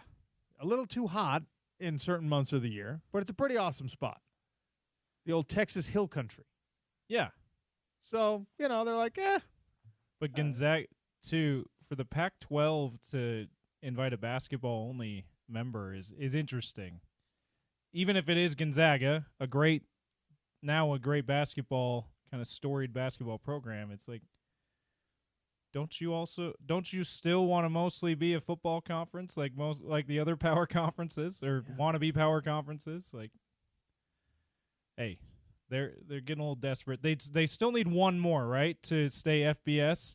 They have 7 football members. They need the 8 at least, and they'll get it. Yeah. It's just, how far down the totem pole do you have to go? How far down the ladder? Do they take UTEP, new member of the Mountain West?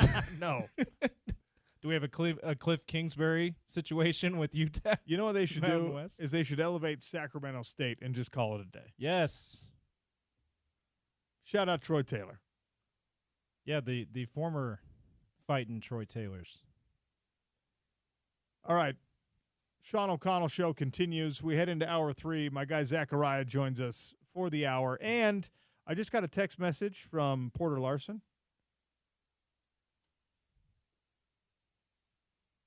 And Kayla Harrison might be joining us.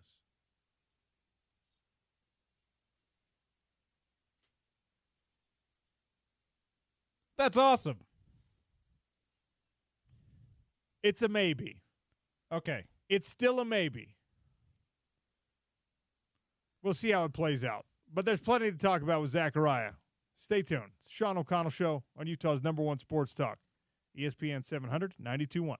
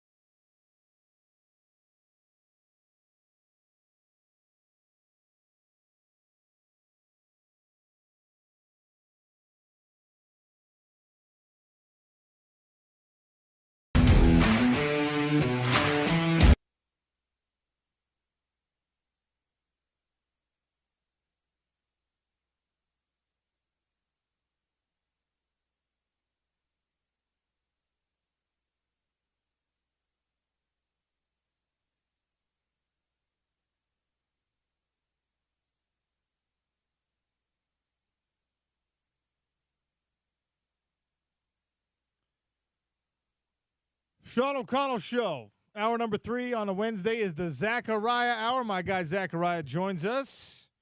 You can hear him filling in for me. It's going to be, let's see, next week we're here, right? And then the next week after that, we got the Battle of the Giants. So Zachariah's going to have to do a couple shows for me that week, James. I haven't told you yet. I haven't told Zachariah either, so I'm just assuming he doesn't I have guess I can approve it, OC. I'm just assuming Zachariah is going to say yes. Anyway, he joins us now. My guy, Zachariah, what's up? What's popping? You know, I was responding to the tweet. I think Zoe put it out on your show Twitter handle. It says it's your favorite day of the week. I highly doubt that I have anything to do with that. Why? I love talking to you. I love talking sports with you. I love berating you when we disagree. Exactly. It's great. Yeah. That's true. That's true. What's up, man? Lots to get to. A very emotional week for me.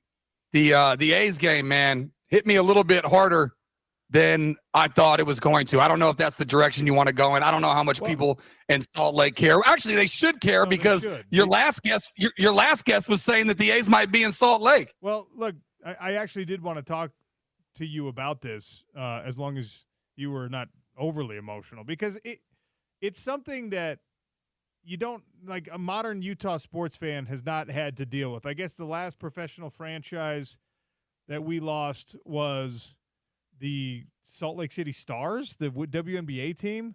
I guess the Utah Royals, the NWSL team, the women's soccer team. They're back, though. They shut down for a little while, but they're back. So it's like we never lost them. Right. So we don't want to think about that. And look, neither of those teams had the success, the history, the fan sort of cachet that the Oakland A's had. And even though Oakland and Salt Lake City are very, very different for very many reasons, I think that when you talk about being a mid-sized market and an overlooked sports town, I think there can be some sympathy, if not empathy, from Utah fans for what happened to Oakland. And now they've lost the Raiders. They've lost the A's. The Warriors have moved across the bay to the Chase Center, which is now in San Francisco instead of in that Oracle Sports Complex. So, yeah, man, it was sad to watch, and I obviously don't have the same level of connection with the A's that you do. So how you holding up? Oh, I'm fine. I'm not going to get emotional on you and, like, cry on air or anything like that. But, yeah, I mean, this is a safe space. You're welcome to cry if you need to. No. But I'm not going to lie. I got a little is there something in my eye a couple of times at the game. It was a day game. The place was packed. And, I've been going there since I was 5-6 years old, man. I grew up on the Bash Brothers, and then just throughout my life, I went there with so many different people and tailgated and went through the agony of tons of playoff defeat because, the A's only won the title in 89. They lost the World Series in 88 and 90. I was only 6-7 years old around then. But then they made so many playoff appearances with the big three, Hudson, Mulder, and Zito. And then we had Tejada and Giambi. And then after that, we had a nice run with the Matt Chapman and Matt Olson. So we had a lot of playoff runs, and we lost a lot of excruciating, the Jeter flip. Don't get me started on that. I'm not going to go down every single playoff exit and how excruciating it was. But really, it was just thinking about all the time that I had spent with people there and the amount of times that I went there from a young kid to a grown adult, and just knowing that that was going to be the last time that I went to that place to spend time with people. I mean, I can spend time with people in other venues and do other things. And it's not like I'm going to not be friends with my friends just because the A's aren't playing. But that was definitely especially when we get older and people get married and have kids, that was one of the things that we still did was go to A's games. And I mean, you must have felt a little bit type of way. You were at 95.7 for a year doing radio, and didn't you throw out the first pitch there? And I don't know if you saw Papa full-blown choked up and cried on air. Yeah. So yeah, it was emotional, man. I'm glad that I went to the last game, but as you heard throughout the stadium, there was chance of it throughout the whole game. Bleep Fisher. I mean, that's all I got to say. Because, I mean, as much as you can blame Oakland for the politics, but to me, it falls on the owner if you can't get it done and build a stadium somewhere. Well, here's the thing. We are beneficiaries here in Utah of having sports team owners that, by all accounts, have been mostly responsible to and for the community and in the community. Like, yes, I mean, there's a debate to be had whether you can become a billionaire without standing on the heads of people that are further down the ladder than you. But the fact of the matter is, Ryan Smith, who is now the Utah Jazz owner and is the guy who brought in the Utah hockey team and is a big BYU fan, he has decided to spend some of his billions of dollars on bringing something that was never here before. He brought in a hockey team, and he's bringing in crazy basketball coaches and recruits for BYU basketball, which some people think is wonderful and great.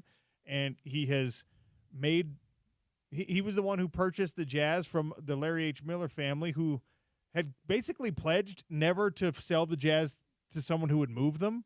So he was a guy who was like, well, yeah, I will buy them, and I'm also committed to keeping them here, which is, again, you don't get to ask billionaires for a lot, but I think it's okay to ask billionaires to feel responsible to the community that helped them be successful, and it seems like they are. And the Miller Group is kind of the same. They felt that they were stewards of the Utah community and the Salt Lake community and the Utah Jazz, and even though they had to go into debt to make it happen, and even though they risked some things, obviously in the end it all pays off, and they made an otherworldly amount of money off the whole thing. But they were like, yeah, we're going to keep them here, and when we sell them, we're going to make sure that they stay here. We're not just going to sell them to some yay who's going to move them to wherever. And now they're trying to bring us Major League Baseball, which you had the NFL, you had the NBA, and you had Major League Baseball in Oakland. And because the owners, the billionaires in those situations, didn't feel that same level of commitment and responsibility to the community, they were just like, too bad, didn't work out. I'm going to do what's best for me. And that is genuinely discouraging. That genuinely sucks, even if you don't have any skin in the game, and even if you're just watching it happen. It's not something that's fun to see. Yeah, well, I would say with the Raiders and Mark Davis, I can understand why he left, because Vegas paid for his stadium and he's the brokest owner out there. So I understand why he did it, even though, his dad raised him in Oakland with the Oakland Raiders and then, of course, the LA Raiders, but then back to being the Oakland Raiders. But he's one of the cash poorest owners in all of sports. So I understood why he did it. But just checking the net worths right now, OC, Ryan Smith, $2.2 billion. I thought John Fisher was broke or one of the broker owners, and that's why he didn't. He's worth $3 billion. So if Ryan Smith can do it, John Fisher obviously could too. But I think he got to a point where he got so fed up with Oakland and the politics that he didn't want to get anything done. Because by the end, when Oakland was scrambling and they realized it was their only major team, they tried to put out as many different propositions to keep him there as possible. And I think he got to a point where there was nothing that could happen. He was definitely going to move him no matter what. And to stick it to us even more, they're going to play in Sacramento for the next 3 years instead of Oakland before they go to Vegas.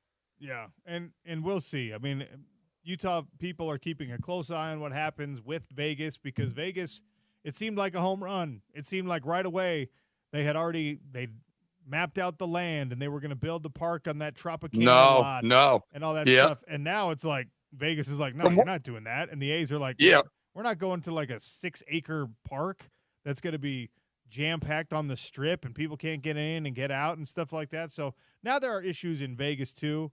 And you brought up the politics, and that's one thing that has really helped out these billionaire owners in Utah is so far – any vote that goes through, it's instant. It's yes, we'll approve. Yes, we'll raise the tourist tax. Yes, we will allow this district to be built up and to be repurposed and be whatever.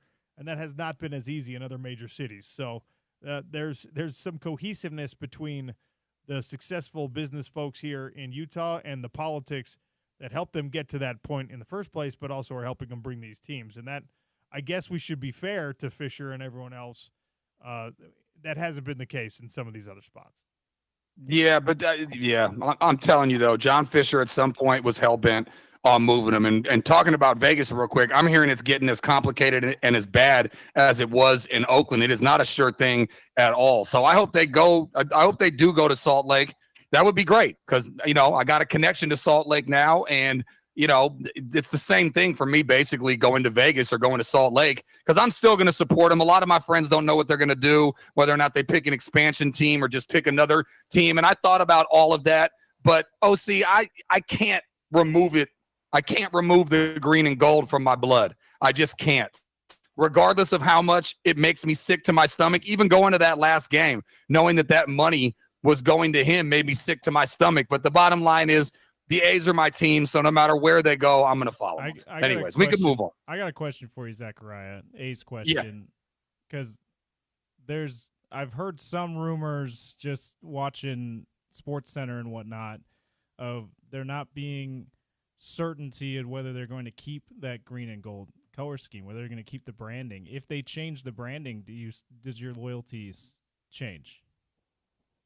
I did not hear that. That is actually making me literally physically sick right now. No, just kidding. Yeah, I hadn't heard that. Man, like I said, it's like that might change a little something. Yeah. That might change it. If they change the name and the colors, 100%. If they keep the name and change the colors, I'd have to think about it. And if they keep both, then I'm gonna rock with them. Yeah. So you'd feel like Seattle Supersonics fans, they're like don't want anything to do with the Oklahoma City Thunder if that happened. I think. Yeah, that's a good example. I wonder how many Sonics fans follow. No, because at that point, there's nothing. Yeah. You know, I mean, if they became the Oklahoma City Sonics and they kept the colors, I bet you there would be a lot more Sonics fans that stay. That's a good question. I think I just figured it out. Like I said, if they just change the colors, I'd have to think about it. If they change both, I'd probably be done with them. And if they keep both, I'm still going to rock with them. James, I'll say this. If we just spoke with Rob Bradford, and he said the Oakland A's coming to Salt Lake because something goes south in Vegas is probably the best chance for Salt Lake City to get a Major League Baseball team. That would cause a conflict for me because I don't want to see the A's rebranded as something else. Yeah. But the Salt Lake Athletics also removes the opportunity for Salt Lake City to have the Gulls, right? Like a Gulls rebrand, or the Cutthroats that we've talked about as being Trappers. Was an OG name. Yeah. The Trappers, something like that, where you bring back one of these original minor league baseball brands and you make it a Major League Baseball brand from Salt Lake. Look, Salt Lake Athletics or Utah Athletics, fine, but it wouldn't be as fun and it wouldn't be as easy for people to jump on the bandwagon all at the same time if you had to keep the Oakland Athletics branding. But also I don't want to see that go away from baseball. Right. So that's tough. That puts us in a bad position. Now everyone loses. Look what you guys have done. I feel like I just brought the vibe of the showdown. Do I need to give my gold star back, OC? Yeah, for that? You do. You lose the gold star. Dang it. That's what I don't blame us. Blame Fisher. Yeah, we'll blame Fisher for it. All right. I wanted to talk to you about College Game Day coming to your alma mater. Yeah, that's what I'm talking about. Let's go, baby. Pat McAfee, Lee Corso. Let's go. College Game Day is going to Berkeley, California for the very first time. By the way, that is going to be the most ridiculous mess you have ever seen in your life. It is going to, with like the vibe, the streets in Berkeley, there are going to be so many protesters that think it's the right place for them to voice their opinions. There's going to be that Washington State flag, and there's going to be the clever game day signs, and then there's going to be somebody who just wandered into the wrong spot and has a sign that is like some climate change or some something. high-minded climate change political like point, and people are going to be like, "What are you doing here? This is a Wendy's. You're at the wrong rally." Okay, person, shave your armpits. You smell funny. It's gonna be really interesting. Hey, Zachariah, what are the chances we get Cal Bear Great and Pat McAfee, basically best friend now, Aaron Rodgers, on the set? Yeah, they have not revealed who I think it's pretty much going to be impossible because it's mid-season for Rodgers, and I doubt he'd be able to fly out to Berkeley. Oh yeah, he's going to be in London. So 0% chance that it's Aaron Rodgers. Now, maybe Marshawn Lynch? It's got yes, there you go, James. That's what I'm hoping for. And by the way, you totally made fun of my city right there, but the problem is I can't argue with any of it. And it's what makes my city beautiful is because there's people like me, and then there's protesters that are out there. You know what it reminds me of? Back when I was there and the last time Cal was actually good, and we had Aaron Rodgers and Marshawn Lynch and Deshaun Jackson and all that stuff. the games would be packed. And at one point, I don't even remember what they were protesting over, but there was literally people in the trees right outside of the football stadium. Like they were sleeping and staying in the trees. I don't know if maybe they were going to cut the trees down, and that's why. Whatever it was, for weeks and weeks, you can look it up. For weeks and weeks, people just lived in these trees, like did not come down. People would like bring them food. I don't know what they did bathroom-wise, but they lived in those trees for weeks and weeks. And I remember there was a huge, I want to say USC Cal game, and all these people came from USC. They're like, what is going on? Because like it was like sold out. Like all the media, everybody was there. And there was just probably, I'm not kidding, right in front of the stadium, there's this strip of about maybe 30 or 40 trees. And there was probably like 100 people in there. So people are walking from wherever they parked, and they're walking into the stadium, and they're just looking up, and there's just humans up there living. It was amazing. They just got They just got to be grateful they don't live in another part of the world where they just cut the trees down anyway, right? Yeah, with right. them in it. That's a deep cut. That's an inside story. All right, Miami, Cal, on the campus. That's a great stadium, by the way. It's a super underrated stadium. I think a lot of Utah fans maybe made that trip at least once during the Pac-12 era. That campus is great. The whole university, the vibe is awesome, as much as we like to make fun of it. And this is one of the last holdouts in formerly Power 5, now Power 4 football, to have never hosted game day before. This is the first time. You are in this dubious company, Zachariah. The last remaining are Illinois, Maryland, Rutgers, Syracuse, and the University of Virginia. Game day has been to literally every other Power 5, Power 4 school except those, and they're finally crossing Berkeley off the list. Yeah, I know. That's crazy. I was clamoring for them to come when I was going there. That would have been great. I think I am going to go. I heard you teasing before the top of the hour. You were going to ask me what my plans are for it. It starts at like 6 o'clock in the morning. Yeah. And I'm 40, not 20. So, like, do I go down there with a bunch of people half my age and just party and pretend like I'm young at 6 in the morning? Thank you. Thank you, James. Here's what happens, though. Game day has been to Salt Lake City several times, so we actually know how this thing works. What happens is the young kids party all night. They camp out, okay? So that's where the real young folks are. The olds like us, they start showing up in the morning. So you'll have a bunch of hungover and probably sleepy college students that stayed up all night and overestimated their ability to rally and party all the way through. And then you'll be able to kind of position them out of the way as they shuffle back to their tents alongside the protesters. And then you'll be able to hold a good spot in that morning session. Then when it gets to about 11 a.m. and they start to wake up and they get the second wind, that's when the college kids are all back. Did you hear the flex there, Zachariah, by the way? Did you hear OC's flex? Oh, we've done it a few times here. Yeah, we have. Yeah, little humble brag. Yeah, I got the audio from Coach Witt riding up on the Harley. So, yeah, I know you guys have done it there. It'll be interesting because, as you know, OC, well, before all the teams left, but, you know, there's a lot of major sports teams out there. So college sports out here is not really that big of a deal, but I've been seeing they've been doing a lot of stuff online, and they're trying to show up and show out so that, you know, they come back. So it'll be interesting to see how many people show up. Because, again, we haven't been great in a while. So the interest in the team, we were undefeated before we blew it, and we did get a big win on the road against, who'd we beat? Auburn or something? And I know Miami's coming, which is why they're doing it here. But, yeah, I'm very interested to see how many people come out. Do you know who has the most appearances? I know James does. Most appearances on College Game Day. I do, because I'm the one that put it in the rundown. I'm not going to ask you the question then. Okay. You know what? We'll keep that for our trivia question. Topical trivia. Yeah, not a bad idea. Yeah. You know, I would have guessed who came in third. I would have guessed that because I feel like they're always there. But, yeah, same thing. Number 1 is very similar to number 3. And then, of course, number 2. But, yeah. Anyways. Right. Well, maybe we'll get to that here on the show. We got to take a break real quick. Now, we're going to play this one delicately. All right? We're all going to be nimble in this next segment. I've got questions for Zachariah regarding this whole Cam Rising situation. I always like to get the outsider perspective, the 1,000-yard view, so to speak. But also, UFC Media Day is happening right now. The UFC media availability for 307, UFC 307, happening at the Delta Center this weekend. Fighters and camps and stuff are talking to the media right now, and our very own Porter Larson is over there, and he's trying to get us a guest. He's trying to get us one half of the co-main event, Khalil Roundtree Jr. That might happen. It's a might. It's a maybe. If it does, that's who we're going to have a conversation with.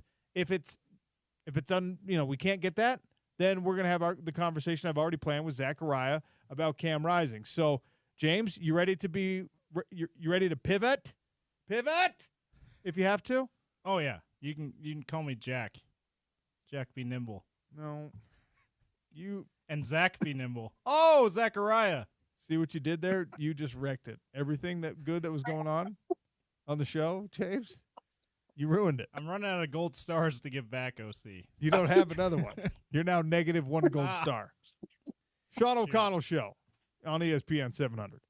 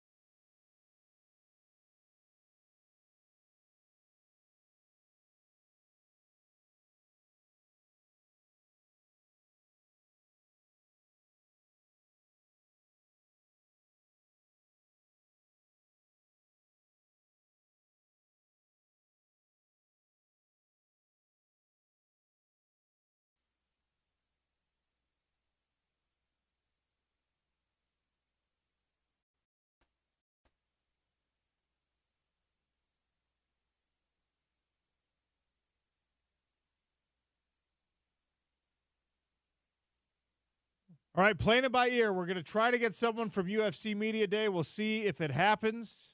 My guy Zachariah joins us for the third hour on a Wednesday of the Sean O'Connell Show.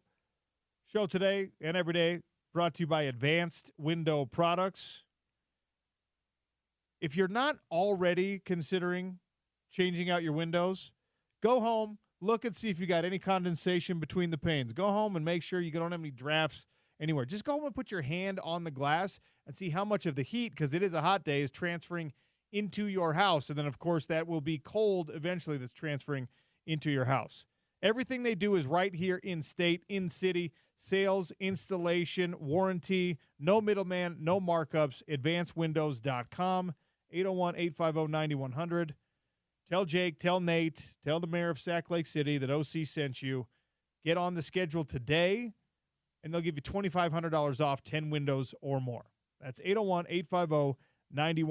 All right. Zachariah, we decided we're going to bring back something that you actually pioneered on the Sean O'Connell Show, because I put a question out today about the level of concern people have for the upcoming games. What game after the bye week are people most worried about? And I left all of them as options. I didn't put 4 on a poll, but a lot of Colorado responses coming in, a few BYUs, and then a lot of, hey, do we have Cam Rising or do you not have Cam Rising? Because that changes the calculus and that changes the answer. You did something preseason called Fractions of Concern, which I thought was just revolutionary and fantastic. So I'm asking, what are your fractions of concern on the remaining games for Utah's schedule as we head into this bye week? Yes, fractions of concern. That was just genius. I didn't even plan that out. It just came as me and James were going through the schedule. Before I tell you my fractions of concern, is there anybody?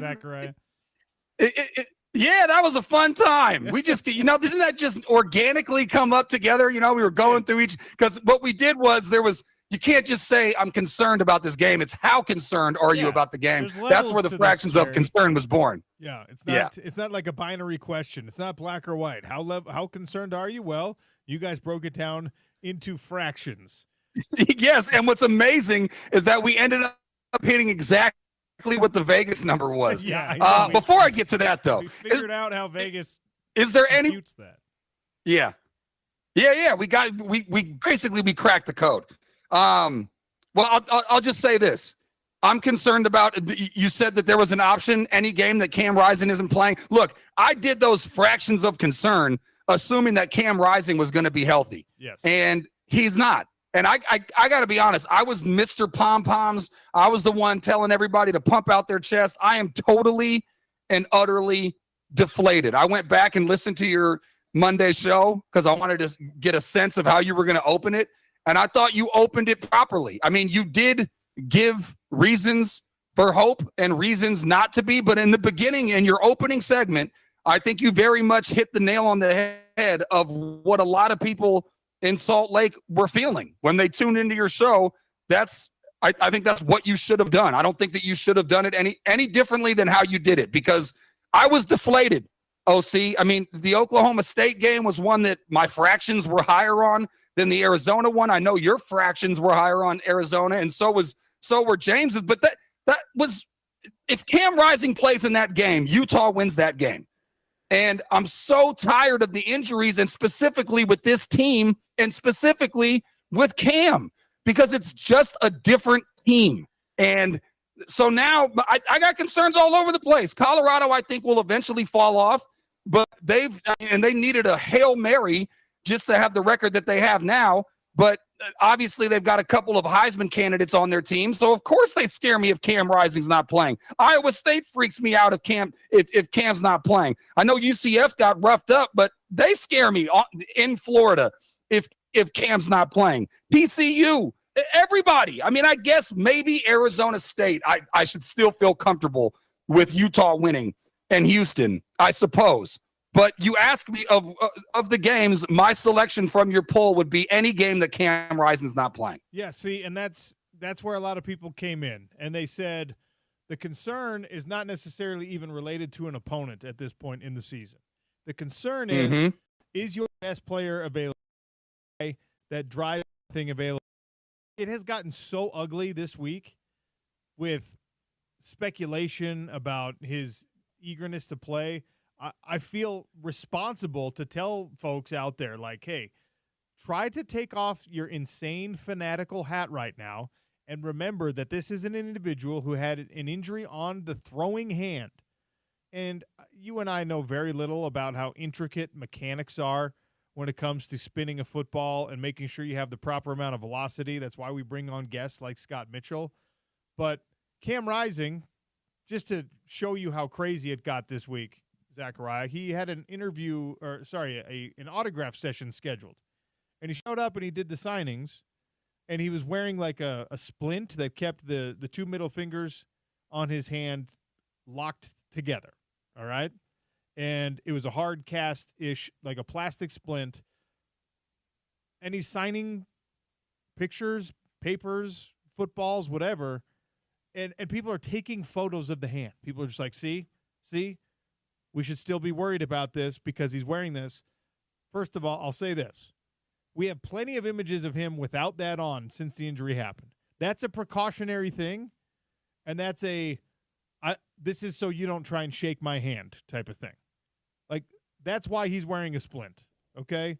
Because he doesn't want people reaching and trying to fist bump him or try to shake the right hand. That's the throwing hand.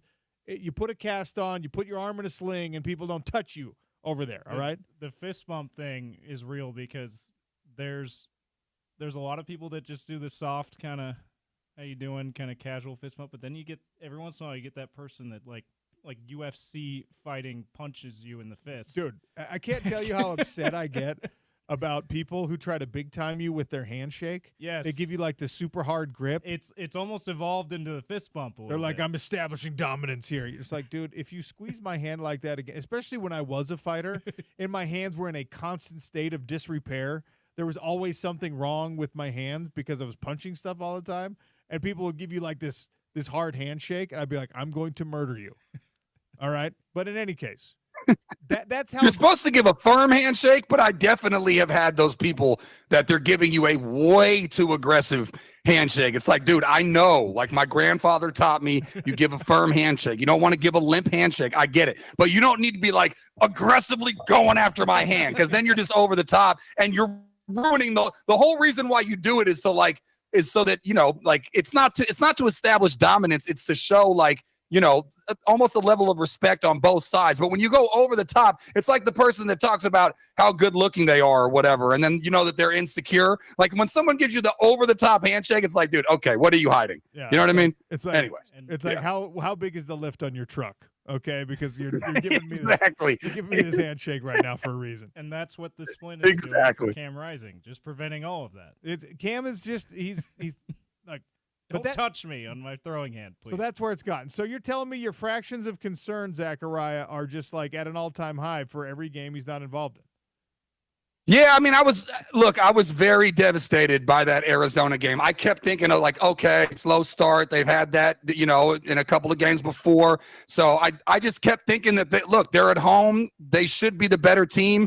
And it just never came to fruition. And I look, when not by in the games when he hasn't played, it's like, okay, we can do this. And I feel like you could still get it done with Isaac Wilson, but I just can't help by the end of the game when they lost, all I could think about was Cam Rising. And I'm sure Utah fans are so tired of that because it's just something where it's so frustrating. Like the Jets last year, and now the Jets don't look great this year, but they are 2-2. But the Jets last year had such a great team around everybody but the quarterback. And that's kind of how it feels. Is like the reason why I was so excited going into the Year OC is because of how deep Utah is and how great they look like they were going to be on paper. There wasn't a position, like I was going through all the different positions. I was going, okay, like it was hard for me to find one that I was concerned with. But the quarterback is everything. And what did we say earlier in the year before the season started? You have to always say, barring injury, barring injury. Every time we had a conversation about what the Utes could do, it was barring injury, and specifically Cam Rising. So if he's not there, OC, yes, I'm concerned about pretty much every game other than the couple that I listed. All right. Well, it's interesting because I knew that's how the dyed-in-the-wool hardcore Utah mega fan was feeling right now. And I had some false hope, I guess, that Zachariah, who's more of an objective observer oftentimes on things that are Utah-related, I thought that maybe you'd have like a voice of reason kind of expectation on this. But, again, I can't really fault anyone for feeling any type of way. I think that Isaac Wilson has done a good job for being in the difficult position that he is in as a true freshman on a team that is expected to win a conference championship, to come in and just people be like, well, okay, good luck, man. That's tough. But this bye week comes at a really ideal time for Utah. Obviously, you'd feel a lot better going into the bye week if you were coming off a win. That's going to change how you communicate during these 2 weeks off. That's going to change how you conduct your practices. But getting everyone healthy, and not just Cam, by the way. Karene Reed coming back, if that happens after this bye week, is going to be massively important for this defense. Lander Barton has just been way too quiet this season. He's been solid. You don't get to look at any of his plays and just be like, you stink. Why are you doing this? You missed that tackle. What's wrong with you? Yes, he could have, especially on pressures, gathered himself and gotten better contact on quarterbacks and things like that. But he just – thought it's been below expectation, though. I thought he was going to be more of a Devin Lloyd player than like a – I'm not even going to say anyone else because there's a bunch of solid linebackers that are going to think I'm insulting them by saying their name. But, like, there's a bunch of guys who've been, like, quality linebackers that are just like, yes, you make the tackle when the tackle comes your way. And then there's been, like, the Devin Lloyds and the Cody Bartons, for hell's sake, that chase the play down wherever it's at and are just always around the ball. And I thought that was going to be Lander, and so far it hasn't been. Yeah, it's been surprising to see that. We both were like, how is he not on any conference awards watch lists? And he's kind of proven those people right a little bit, even though he hasn't been bad. Like, you can't say he's been bad. It's just we expected him just to be a little more spectacular than he's been. No, I expected him to be flat out great. Yeah. I expected him to be the best player on the defense. And so far, that has been Van Fillinger and that has been Teo Johnson. Yeah. And that's just the fact of it. That's how it's been. If we were to do the OG fractions of concern, OC, the only game that I would not have, we were putting asterisks next to the games that we were concerned about, Zachariah and I, in the preseason. The only one that I would not have an asterisk next to is probably Houston. The other ones, half an asterisk for maybe TCU, full one for BYU and Colorado and Iowa State. Probably the variations of our asterisks that we did in the preseason. I'd have one on every game except for at Houston at this point. So just to be clear, your concerns, Zachariah, were reflected by an asterisk or the portion of an asterisk. So it was like yeah, I was very clear. I picture asterisks, they are round in general, right? So I'm thinking you're slicing off pieces of asterisk, and that's what we're getting for the fractions of concern? No, it was no. It was the size of the asterisk. Okay, my bad. It was big. That's right. Yeah, I was misremembering that. Roger Clemens style. Yeah, so we did full. We did 3/4 and we did half of an asterisk, and then we added those all together to get our total asterisks of concern. It's a very complicated formula. You don't crack what they do in Vegas easily, OC, okay? This was a very complicated and intricate system. What if I'm like double concerned? Is that like a venti asterisk? What is that? It's like, how are we doing that would be 2 asterisks, I think. Double asterisk. I think we do 2 asterisks. No, it could be or it could be an asterisk and a quarter or an asterisk and a half. But I think we curbed it at a full asterisk. By the way, I didn't even realize when I was making my comparison, Zach Wilson, the brother of Isaac Wilson, and Isaac Wilson looked a lot like Zach Wilson on Saturday with a just horrendous passer or QBR of 18.4. So we need Isaac to not look like his brother, because I do think it's a very similar situation because for whatever reason, I watched a lot of Jets games last year, and they had running backs. Their defense was swarming. They would be in every game for no reason. And you would have Zach Wilson back there just floundering.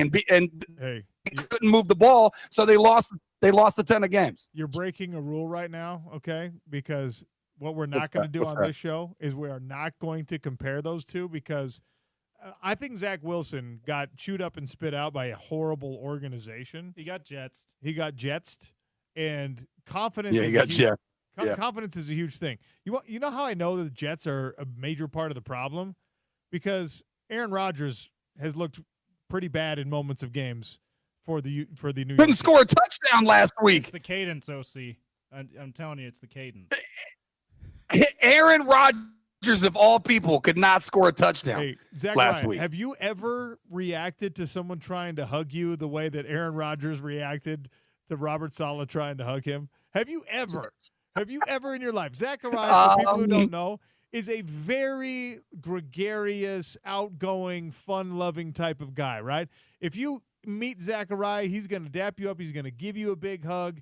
If you're a member of the fair sex, he's probably going to squeeze you real tight and make you feel weird about it. It's fine. Yep. But have you ever in your life, you're a hugger, have you ever in your life reacted to someone trying to hug you like Aaron Rodgers did, with the stiff arm and the death stare and like the "don't touch me, man"? That was not player and coach, quarterback and coach. That was, I hate you and I don't want you to touch me.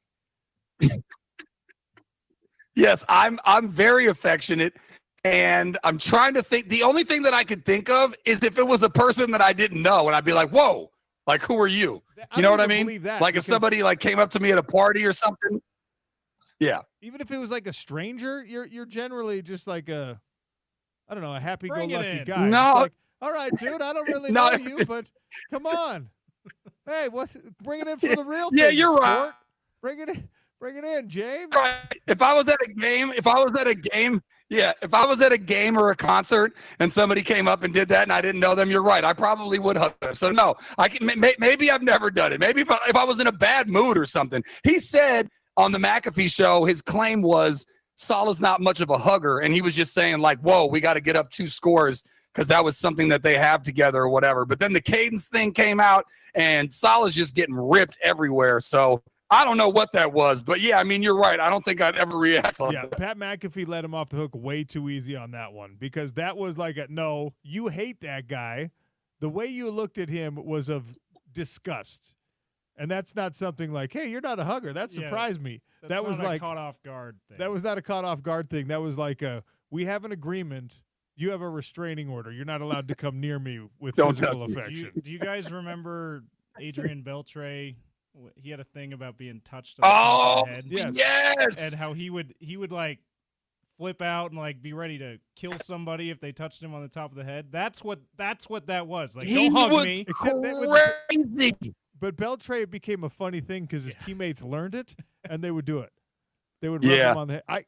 Yeah, and he would get so mad and then he would smile. Yeah. I have a friend. Yeah, he was crazy about that. I have a good buddy of mine who hates being touched. Like if you touch his face, he hates it, like violently hates it. Mm-hmm. So every time I see him, I just walk up and I just wipe my hand from his forehead down so it flips the lip, just every single time I see him, and it's hilarious. The flash of hatred and anger in his eye, but he knows he can't do anything about it. Yeah. It's great. Yeah, Beltre, he would give you the look of death. I don't think Rodgers – if Beltre's the standard, if he's the 10, I would say Rodgers gave him like a 7. But, yeah, there was definitely something there. And you said McAfee let him off the hook. Of course, OC. I mean, McAfee is so happy to have that guy on every Tuesday that he never really hits him with hard-hitting questions. He dances around him and then lets – yeah. I do enjoy the ayahuasca enthusiast as part of his – It is a good bio part of the Aaron Rodgers bio. Edition. All right. Well, we'll take a quick one here. We'll wrap things up on the other side. Is Spence in the building today, James? The Drive with Spence Checketts I is have coming not next. seen him yet, but I imagine he'll be here soon. Quick reminder for all of you golf fans out there, October 9th through the 13th, Black Desert Resort will host the return of PGA golf to Utah for the first time in more than 60 years. BlackDesertEvents.com for your tickets. They've got the VIP daily tickets. They've got grounds passes at Black Desert Championship. If you want to follow them on social media, Black Desert Championship at Black Desert Resort, October 9th through 13th. BlackDesertEvents.com. It's the Sean O'Connell Show wrapping up next on ESPN 700.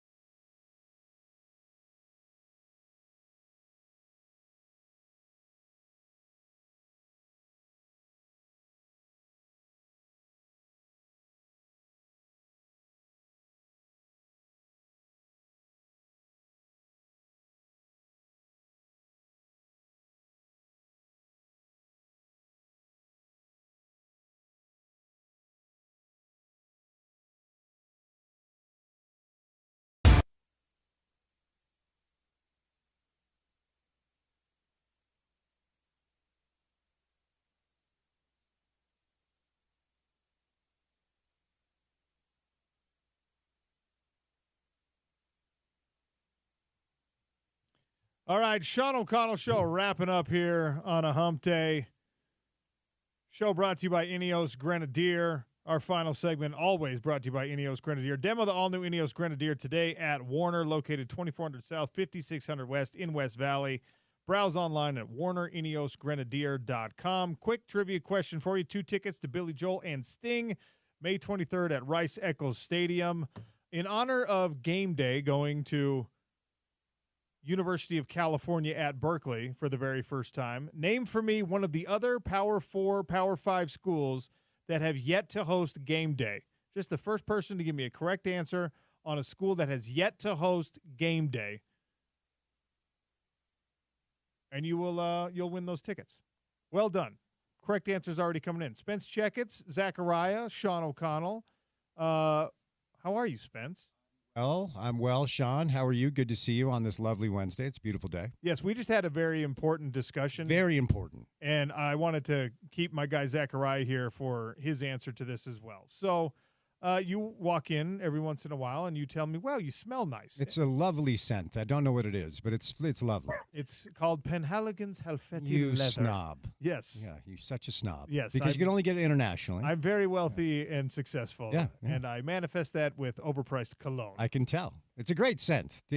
For real, it's a very good scent. And then you said, well, but how do you apply? How do you spray? What's the process? Yes. And I answered for you, and you answered for me. So, Zachariah, before we let you out of here, when you're applying a scent, first of all, do you have one particular cologne? And when you're spraying it, how do you do it? How do you apply? Because everyone's got their own method. I've never bought cologne in my life, but I have like 5 of them from various exes over my 40 years of dating. But it's a very easy answer on how you apply it. It's very simple. You spray it twice and you walk into it. And it also depends on where you're going. If you want to be smelled, like it seems like you do, you weirdo who's really into colognes, then you spray it 2 times on your neck and you're good to go. But if you're just doing a normal day, I do 2 sprays in the air and I walk into it. That's exactly what How do you guys do it? That's exactly what I do. There That's you just go. what I explained to Sean. Now, with one caveat, if I'm going to head What's out that? and if there's a chance, there's an encounter, I will do a 3rd spray and walk backwards through it. So I have everything taken care of. If it's just a regular day, 2 sprays, walk through. If I'm going out on the town, it's 1 spray. After the 2, walk backwards through it. Wow, do you moonwalk or is it just a regular? Do you get It's a regular walk, but you know what? Coming up Friday night, I'm moonwalking. That's a good call. Because that way, so the 2 spray walk, 1 spray backwards walk, you're not overly the scent doesn't kill you. It's actually more of a subtle scent, which is what you want. Also, by the way, you have to depending on what your scent is, you got to learn that because some of them are a lot stronger, have a lot more staying power. And you don't want to be that guy. And you don't want to be overly strong, but you also don't want to be stinky. You don't want to have it wear off. For sure. You want the eau de parfum rather than the eau de toilette, all of that stuff. My goodness. So how do you do it? Impressed. How do you do it, Sean perfume weirdo? He has a very unique style. I use my right hand and I pull my shirt out away from my body. My left hand holds the bottle of cologne. I put it up under the shirt, and I almost like I'm going to pop my hand out like in front of my neck, but I keep it under the shirt and I spray so it hits like the actual skin, the neck, the beard area. It all gets a little residue, and then and then I pull it back out, pull the hand back out. I spray it into the air, and I do kind of a walk, kind of a stand. Like I'm not completely just breezing right through the mist. I'm letting it settle. Pro tip. Okay, hang on. But for the first part, for the first part, you're putting it underneath your shirt, like you're like at the bottom of your shirt, and then you're going up. Yeah. I don't spray my belly, but you got to go under the shirt. Okay, you want the cologne on the skin. All right. Got it. I was going to say, though, I'm a little confused, but that's fine. I will offer a pro tip out there for the single gents. You do want the scent on the shirt because there are times where your significant other might want to borrow a shirt. Yep. And if she borrows a shirt and the scent is on the shirt, you got it done. You got the hooks in. It's good. Yeah. Then the other guy who that's is true. just like, whose shirt is that? Yeah, and it smells like you. Oh, that smells like Spence. Yeah, and then you get your ass kicked. But yeah, if she's smelling like Tom Ford tobacco vanilla and she goes out and hooks up with another guy, then you're in. That's a pro tip there. That's a great scent, by the way. It's an excellent scent. I was just traveling back from Glasgow, Scotland, and the duty-free cologne section. Oh yes, is Disneyland. It's 100%. so wonderful. Yeah, no, I'm with you there. And I stopped by the little Tom Ford selection. I was like, oh yeah, that's some good stuff. Nice Seinfeld poll, James. James's cool quotient just went up in my mind. Well, from 0 to what? All right. That's. I guess that's. I missed it. What did he? I missed it. What did he say? It's a Seinfeld reference. I like to shop at the duty-free shop. Then Kramer and Costanza start singing it together. It's just a perfect dumb Seinfeld, means nothing, yet it's hilarious. All right. Oh, Zachariah. the better. Hang on, real quick. The better Seinfeld reference would have been when Kramer came up with the idea of a cologne for the beach, and it got stolen by Calvin Klein. Yes, that would have been the pull, better Zachariah. Seinfeld pull. Good pull. Very, very. Yes, impressed. I'm a huge Seinfeld guy. I love hearing that. Still to this day, the greatest show on network television.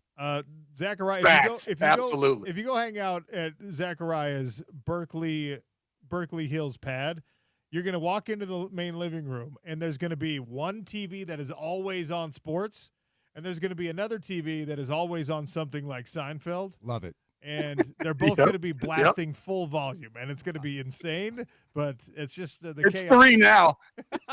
I don't know. You guys tell me, actually. I was thinking about this the other day.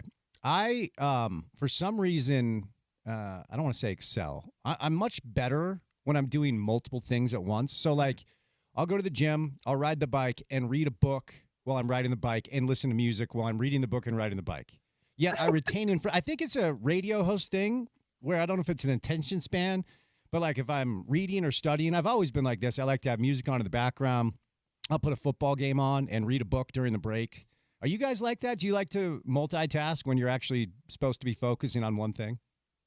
100%, but I don't think that it's productive. But yes, I do it. I got a little criticism from a listener just on the yesterday's show for doing exactly that. Please do tell. Because now that we're on YouTube, yes. people can watch what we're doing. Yeah. And I was doing an interview, and I also was, I think, responding to a text message, and I was chastised. We all do that, man. Come on. And also, you get texts, you get information. I try to stay off my phone, but then sometimes, depending on the interview, sometimes I'm like, dude, I'll just let you go for 3 minutes and check a couple of texts, kill some time here during the segment. Sorry, I had no idea what you just said, but I appreciate it. Yeah, like that's why we bring Zachariah on for a whole hour. I do have to say I'm impressed that you continue to dress for YouTube. I very much do not. I'm kind of mailing it in. What do you mean? You look great. Better today, but I still have the hat on. Do have a collared shirt on, so had to do some adulting today. Bought a new phone. You know what it is? What's that? It's not that. It's that I gotta drop my daughter off and pick her up from school. Ah, yes. And today's picture day. Oh, okay. And I showed up plenty of days just being like flip flops, basketball shorts, hoodie, and I was like, man, my poor daughter doesn't have to have the grubby dad. So you showed up for your girl today. What grade? Kindergarten. Oh my gosh. Yeah. I'm so jealous. Enjoy the ride, man. I know I tell you all the time. I know. What a great age. Yeah, it is a phenomenal age, and it's fantastic, and I cannot wait. I'm going to pick her up from school Atta guy. immediately after this, and it's picture day. So I'm going to ask her how the pictures went because she's going to have an opinion about it, and it's going to be absolutely phenomenal to hear her describe her perception of how picture day went. Gotta love it, man. Yeah. Gotta love it. Good stuff. Stay tuned for the drive. Zachariah, thank you for joining me. Everyone who joined the show today and offered their feedback, I don't say it enough. I really do appreciate it so much. This is an absolute dream job, and it's because you guys are listening. So thank you all. Stay tuned for the drive with Spence Checketts. It's ESPN 700.